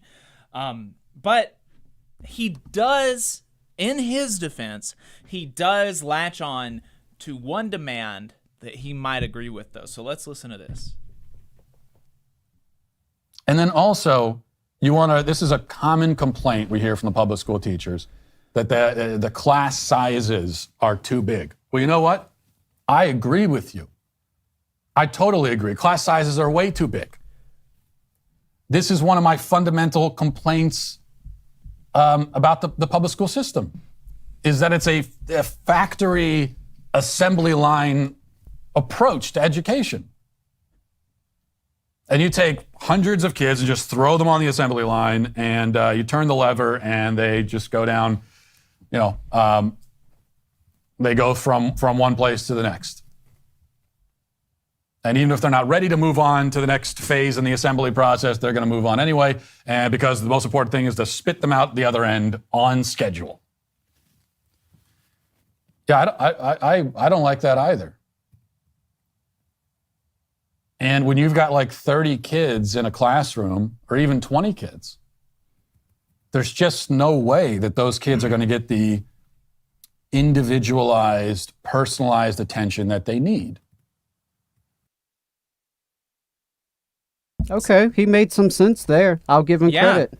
And, what was interesting to me about that is that he even kind of goes into why it's important to have smaller class sizes, and he's like, really kind of saying a lot of the same things that public school teachers are going to say about the issues that having 30, 40, 50 people in one class creates. Yeah, and I got to say, the critique of the industrial model of schooling and the way it is designed to just sort of push kids through, that's something that, I'm very sensitive to, and that I, would also, share that critique. And unfortunately, it's people like Matt Walsh that helped get us into that sort of industrial model of education, and where students are treated as numbers and not human beings, and where the humanistic and democratic impulses to public education, that's always been there, but it's always been in conflict with these other impulses of the industrial model, of college career readiness, of workforce readiness. There's always been that kind of dialectical struggle there within education. And people like him are the very ones who are crushing the democratic, humanistic impulses in favor of a more industrial model. Mm-hmm. And it's interesting. Emma Vigeland on the Majority Report just had a really fascinating interview about student debt on Thursday, I believe it was, and they talked about how in the 60s there was a poll that said of like incoming freshmen that said, the reason that, and it was something like 60-70% of incoming freshmen said that the reason that they were going to college is to become a more well-rounded citizen, and these kind of lofty humanistic ideal type stuff. And then by the 80s, it was exactly the opposite. Like 70-80% of the people said that they were going to college to get ready for a job. Right. Yeah. And that's also around the time where you saw more and more emphasis at the national level of job this is training, about, and this is about competition. It's about national security. We can't fall behind the Russians. We can't fall behind the Chinese. And that's still something that you hear trafficked in education conversations today of, we're falling behind. Mm-hmm. Which, yes, there's truth to that. Our academic achievement is not up to par compared to other wealthy countries on planet Earth.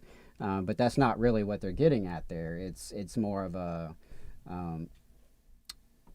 we might lose a competitive edge to our geopolitical rivals, which seems pretty far removed from Johnny, who's trying to learn how to read. Right.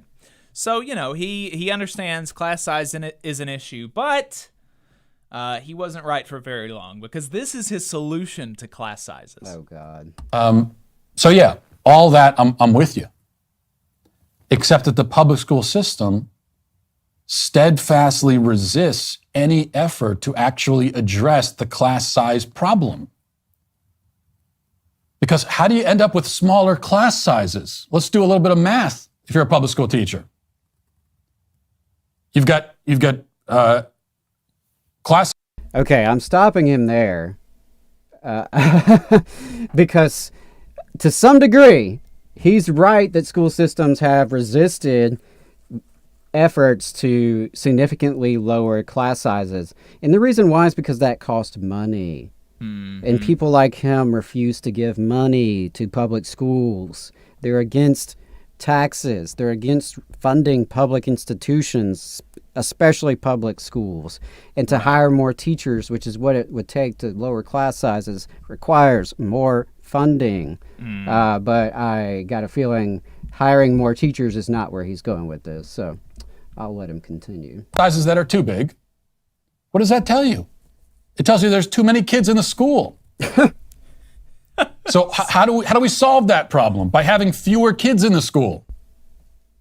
So there you go. Right. So, educators, we've been spinning our wheels all these years saying that class sizes are too big. It negatively impacts the students.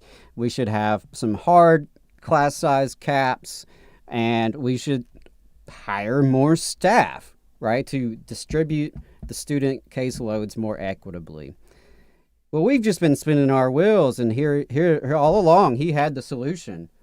No need to increase teachers, just decrease the students. That's how you can lower the class size. Just kick half of them out. Right. You don't like having 30 kids in the class? Well, hell, just kick 15 of them out, and then you'll have a reasonable class size. Yeah. Now, what happens to the other kids? Well, he goes on to say that we should incentivize homeschooling and private schools. Of course, right? So, take those 15 out of 30 and remove them from the public school. This also remove all the appropriations of funding that is attached to their attendance. So, the same teacher is going to have to deal with those same 15 kids who are left. Oh, but wait, because now we've lost all this funding, actually, we're going to have to cut a few more teacher units. So your class size is still going to be 30. It's going to be 15 new kids because they cut the teacher next door. Yeah.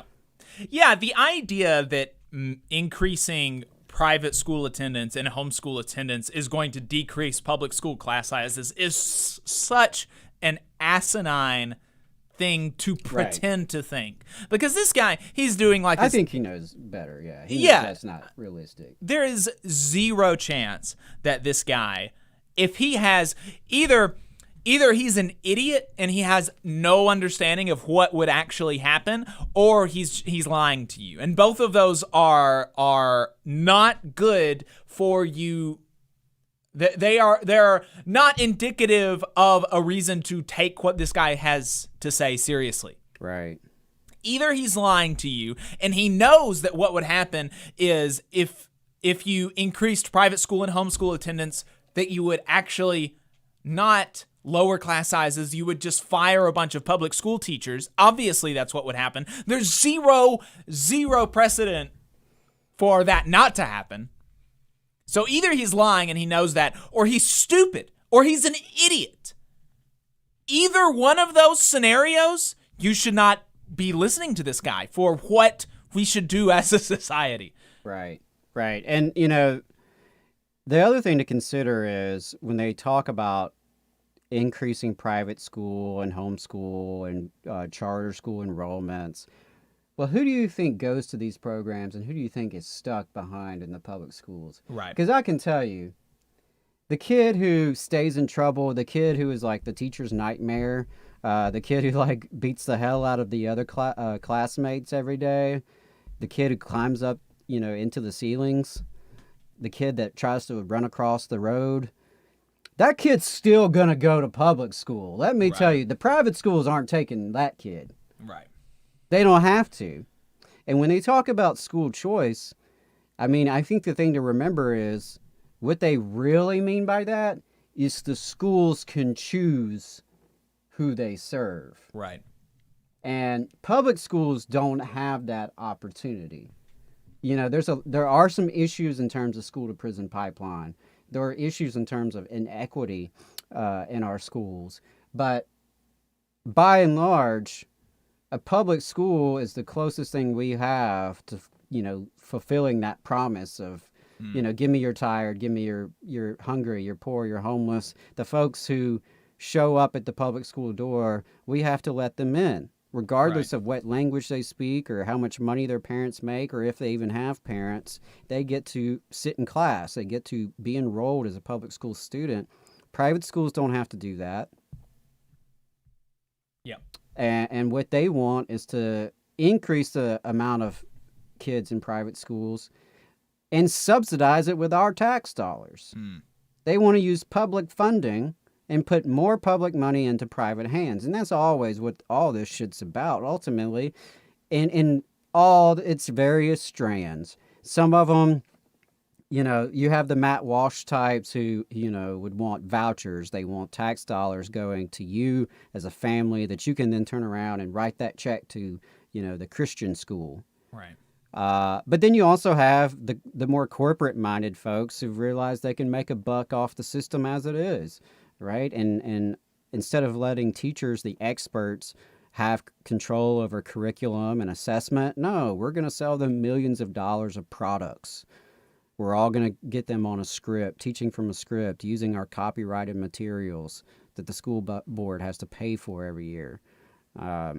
Or this get rid of support staff from the district and rehire them under a temp agency so we can get a little cut. Yeah. It's all putting private, filling private pockets with public dollars. And it's never about helping the kids.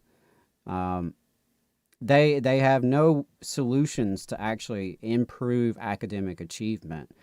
At best, they're speaking to people on an individual and a family level. And, by all means, do what's right for your family. If you think that sending your kid to a private school or homeschooling them is the best thing for you and your family and that child, you have that right. But you shouldn't have the right to expect all the rest of us to pay you to do that. Right. And to take money out of our public schools and give it to you to subsidize your private choice. I think that's just too far. And ultimately, there's a lot that's connected to segregation in this movement for vouchers and charters. Segregation, not just by race, but by class, by ability, right? Because how many special ed students you think they're eager to let into these private Christian academies? Right. Yeah, of course, not very many.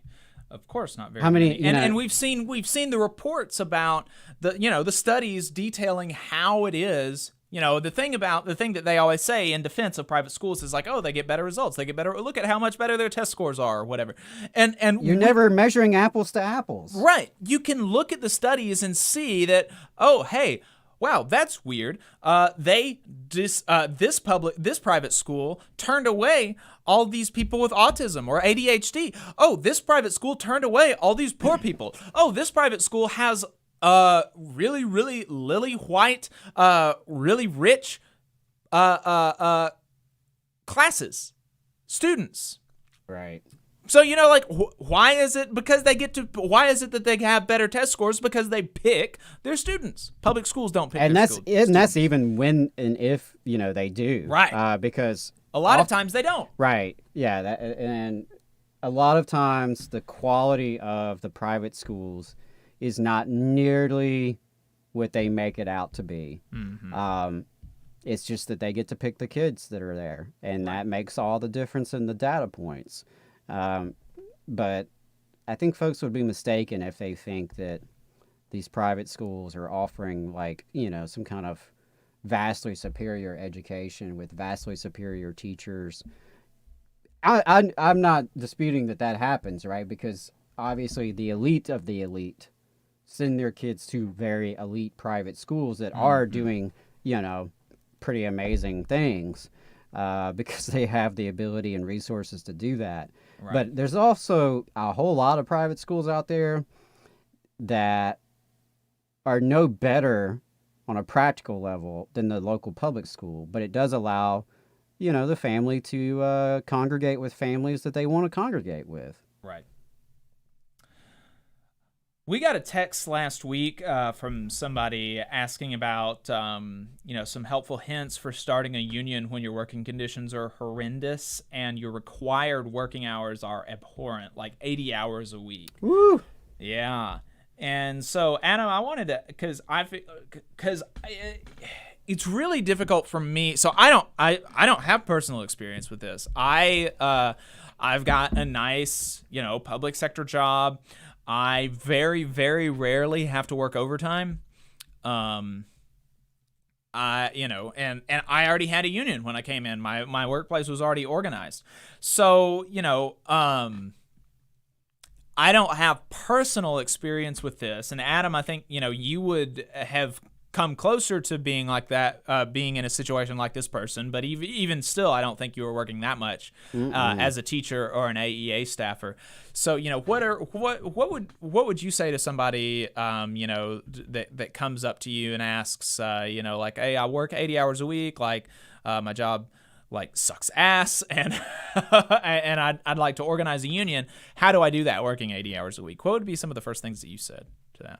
Oh, God. Well, I mean, at 80 hours a week, obviously, you don't have much time outside of work. And so that is a major obstacle, because it's going to be that much tougher for you to go out for coffee or go out for a beer with your coworkers to have early conversations and start to develop an organizing committee. So, thinking about this, I would say the basic principles still apply of connecting with your coworkers and finding the like-minded people.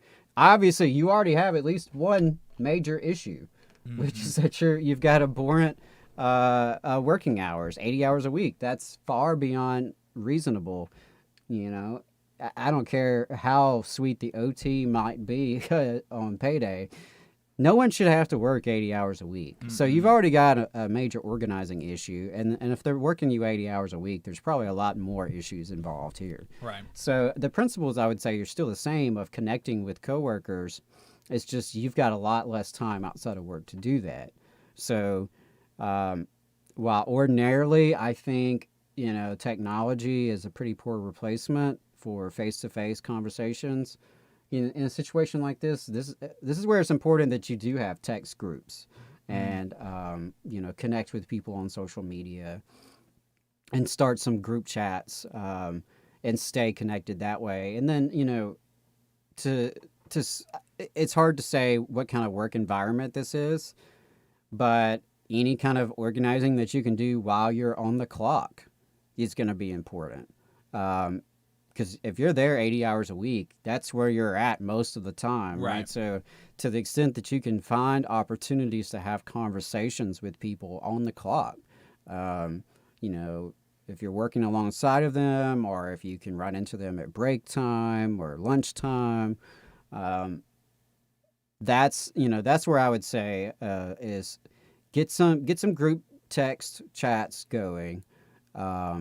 Have conversations on the clock to the extent that you can. I mean, don't put a bullseye on your back. Right. Don't go around loudly talking union in front of your boss while you're on the clock.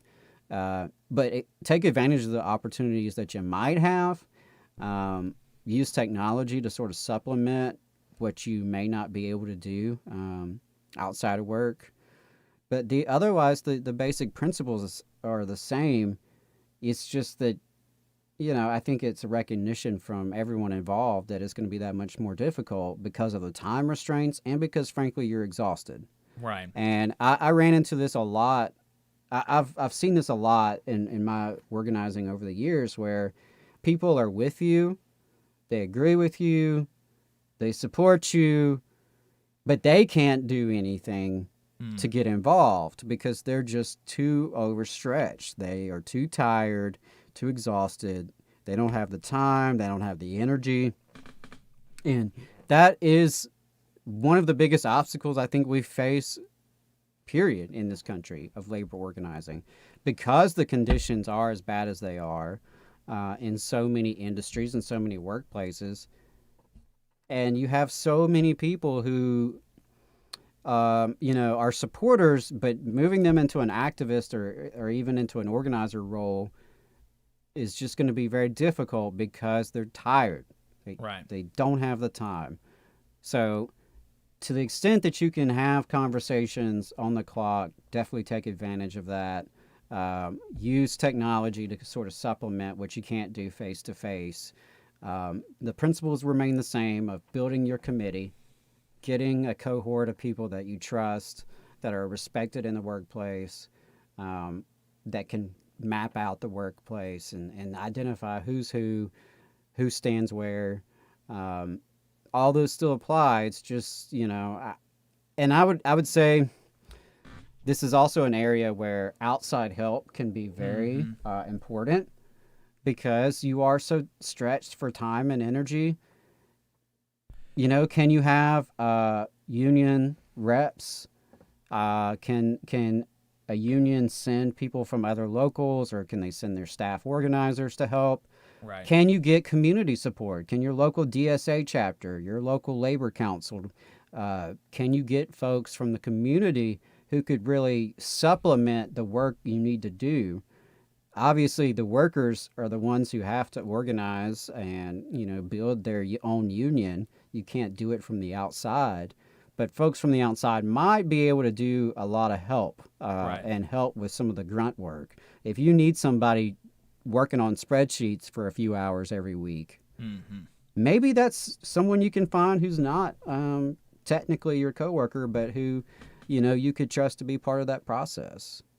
And that's just a few thoughts I have off the top of my head, but it's a very tough conundrum, and that's something I'd like to hear from folks smarter than me, if they have any suggestions on that as well. Yeah, and I think that last thing that you mentioned is something that's really important to keep in mind as, if you find yourself in that situation where you're working 70, 80 hours a week, do try to tag, your local DSA labor committee or your local labor council, the union that you're organizing with, for as much as you can. Obviously, like Adam said, the workers are going to be the ones that need to lead the thing, need to be the ones making the decisions and stuff, but all that grunt work, anything that doesn't have to be done by somebody internal, an actual worker, especially in situations like that, those are in situations where the workers are really, really overstretched, working so much overtime. That's really where that community support, the support from your union staff can come in handy. So yeah, and I know we saw with the Chipotle union, Leon wrote a great article for Labor Notes about them and how the local DSA chapter really helped them get this union going. Right.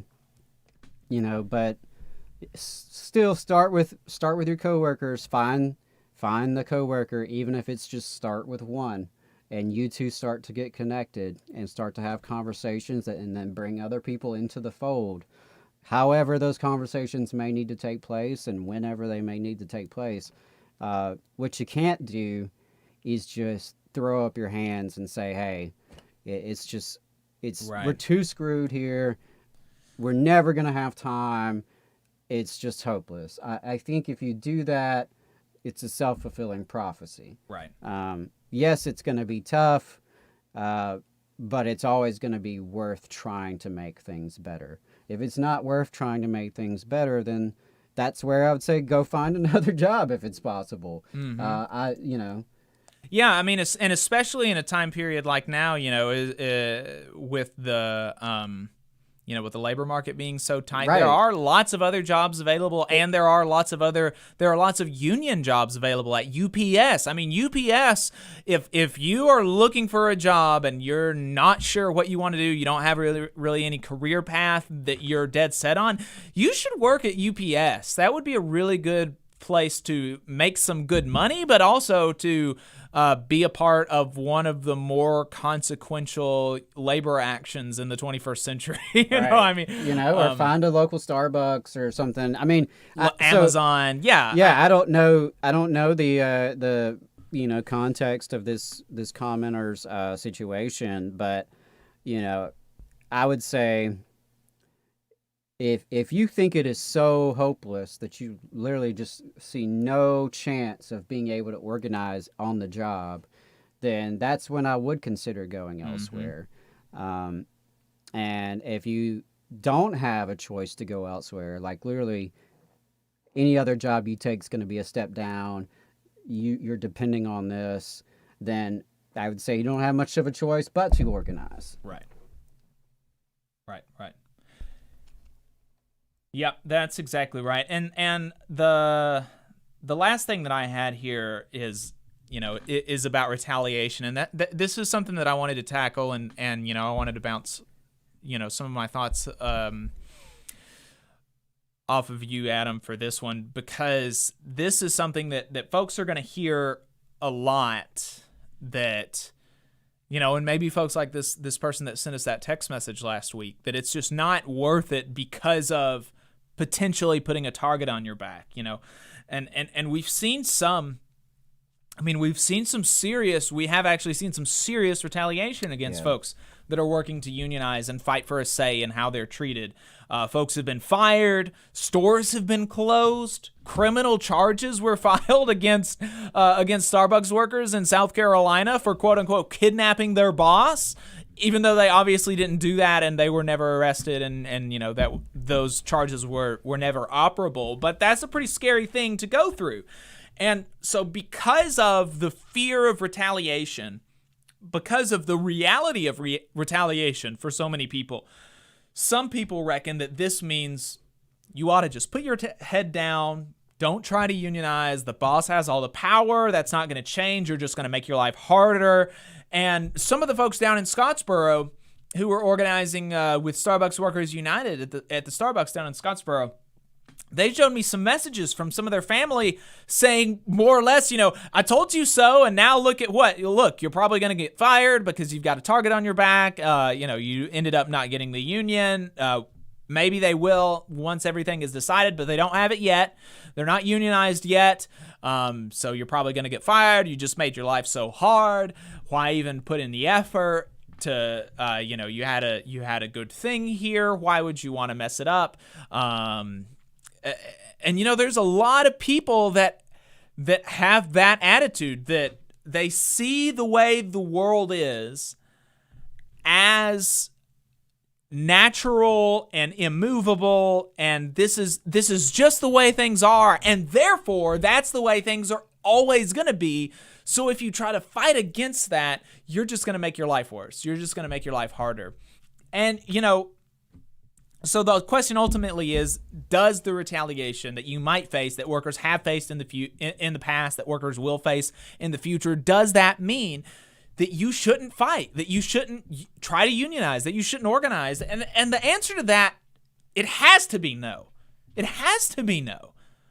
Because even the things that I said, as bad as they are, as bad as it is to be fired, to have a target on your back by the boss, to even get criminal charges filed against you, even if they're not operable, to get arrested, as bad as those things are, workers had it worse before.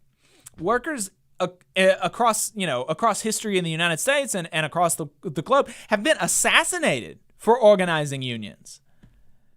I mean, they've literally been killed, right? And they still did it. And because of folks like that, that died for the freedom that we have in and from the workplace, we have that freedom in and from the workplace. To the extent that we have anything good, people fought for it when the conditions were much worse. And so because of their sacrifices, because of them being willing to do that, things actually did get better, right? We went from a 16-hour workday to a 12-hour workday. We went from a 12-hour workday to a 8-hour workday. We went from 6 and 7 day work weeks to 5-day work weeks. And bosses are trying to claw that back now, like with that commenter that we had that is now working 80-hour work weeks again. People are trying to claw back those gains that were actually won by people. And so the only reason that we are going to be able even just to hold on to the things that we've got, just to not let it go, just to maintain, the only way that we're going to be able to do that is to organize, is unionizing, is fighting back against the boss as they are trying to take all of these things from us that our forefathers and foremothers and everybody else that they fought for. And so I think that that as a matter of practicality, the fact of retaliation, the fear of retaliation is all the more reason to organize, is all the more reason to unionize, because you're going to have to face all of these bad things, whether or not you have your coworkers and your brothers and sisters there to fight with you across the country and across your job and across your region. You're going to have all of these things, whether or not you are unionized. And so as a matter of practicality, the best way to maintain and get better, get more from your job is to unionize, but also as a show of respect to people who came before us and sacrificed so much more than we would have to. Just as a matter of respect to them, it's almost like a slap in the face to them to not do that, right? To the sacrifices that they made. It's like, why would we give up our birthright because we're scared of the boss when these people before us didn't? And so, that's what I would say to folks that are thinking about unionizing, that are maybe on the fence, that are worried about retaliation, is that as a matter of practicality, unionizing is going to be the best way to make your job better, to maintain the things that you like about your job, and to get more things that you like about the job. As a matter of practicality, that's going to be your best bet. And also, as a way to honor the people that fought for the things that we have today, that is something that you can and should do. Because we don't have to sacrifice the same things that they did before. I mean, right as we sit now in the United States in 2022, it is incredibly unlikely that you will be assassinated by the boss, right? Incredibly unlikely. Not to say that it can't or won't happen, as we're like, descending into corporate rule even more and more. That's not to say that those things won't come back, but right now, that's not something that we're hearing a lot about. That's not something that people are really having to face a lot. And so while the retaliation is only what it is now, no better time to unionize. Yeah, I think you're right there, and there is no better time than now. I appreciate that you brought up the historical context, because you're right. People have organized under much, much more difficult conditions. People have sacrificed life and limb, literally, to organize, to build their unions, to build power for themselves and working class people, facing off against Pinkerton thugs, against right-wing death squads, police and armies, facing off against any number of threats. But people still did it, because good things are rarely easy things. And I think life comes with struggle and sacrifice, and we all just have to make our own decisions on, what sacrifices and where are worth it for us. It's understandable why folks would say, this just put our head down and do what we're told. But that comes at a cost as well. Mm-hmm. That's not, it may seem on the surface to be the easier choice, and in a lot of ways it is, but it comes with its own set of costs. Right. Whether that's the continuation of poor working conditions, continue to get underpaid, continue to be disrespected, the toll on your spirit, frankly, that comes from that, from just putting your head down and keeping your mouth shut and doing what you're told, even under conditions that aren't right, when you deserve better. Mm-hmm. Now, some folks don't believe they deserve better, and some folks don't believe they have any agency. They're just rolling with the tide. And, the power of the bosses and the power of the politicians and the media and the ruling elites, it all just seems too immovable, and they're just here along for the ride. That's a difficult thing to address, and I think that's something that keeps us all up at night, is how do you convince people to believe that they themselves deserve better, and that so do their neighbors, so do their sisters and brothers. But retaliation is always going to be a risk, but life is about taking risk, and to make things better, you typically have to take those risks. And again, you have to weigh the cost of doing nothing versus doing something. We're very fortunate that so many folks throughout history in this country and elsewhere have chosen to do something over nothing, even at their own cost. Every aspect of positive change we've experienced in this country came from ordinary people banding together, organizing, building a movement from the bottom up that could challenge power and change our circumstances.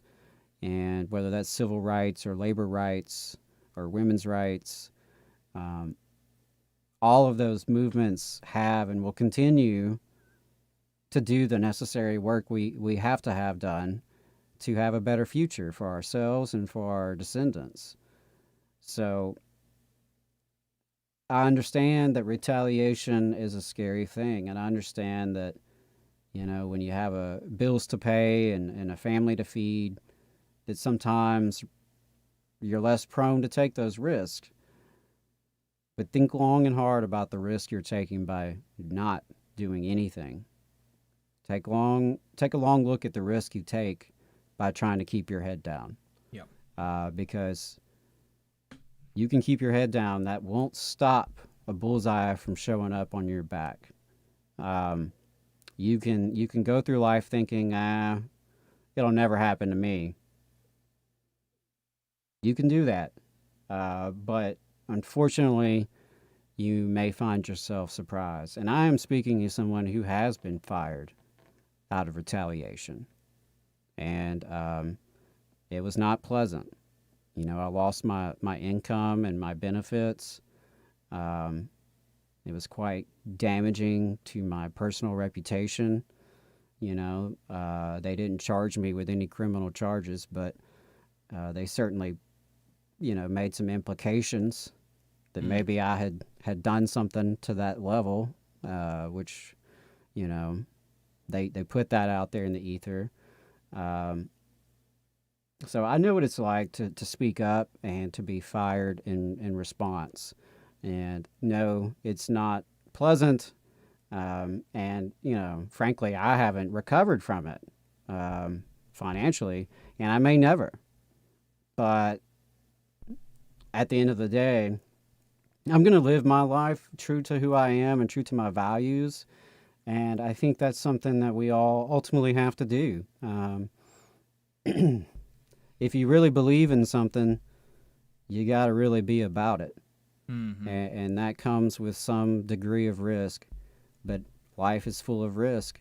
And if I'm going to take risk, I would rather the risk be on the side of fighting for better for me and my family and my fellow workers. Yeah, absolutely. And Marisa in the chat said, I once heard a terrific story from a union historian about some workers organizing, I believe, with the United Auto Workers, who were told by the boss that whoever was the first to sign would lose their job, so they decided to sign up for the union by putting their signatures in a circle. There's a lot of history for us to work and reflect on and use when it's risky. That's absolutely true. And there are lots of things that you can do to decrease the amount of risk that you're going to take. But ultimately, there is, like Adam said, there's going to be a risk either way. So. And there's strength in numbers, absolutely. And it is always easier to take those risks among comrades when you have your sisters and brothers taking the same risk with you. That's the whole point. That's why unions are a big deal and why they're important, because of that strength that comes through collective action. That's what it's all about. And I believe it's worth it. I believe it's worth it to fight for a better world. And even if that's just trying to get, $1 an hour raise at your little job and your little section of the world, it's worth it to come together and try to make things change for the better. Yep. And with that, that's going to be it for us this week, folks. We appreciate your time, appreciate you listening. We will be back next week. Until then, All power to the workers.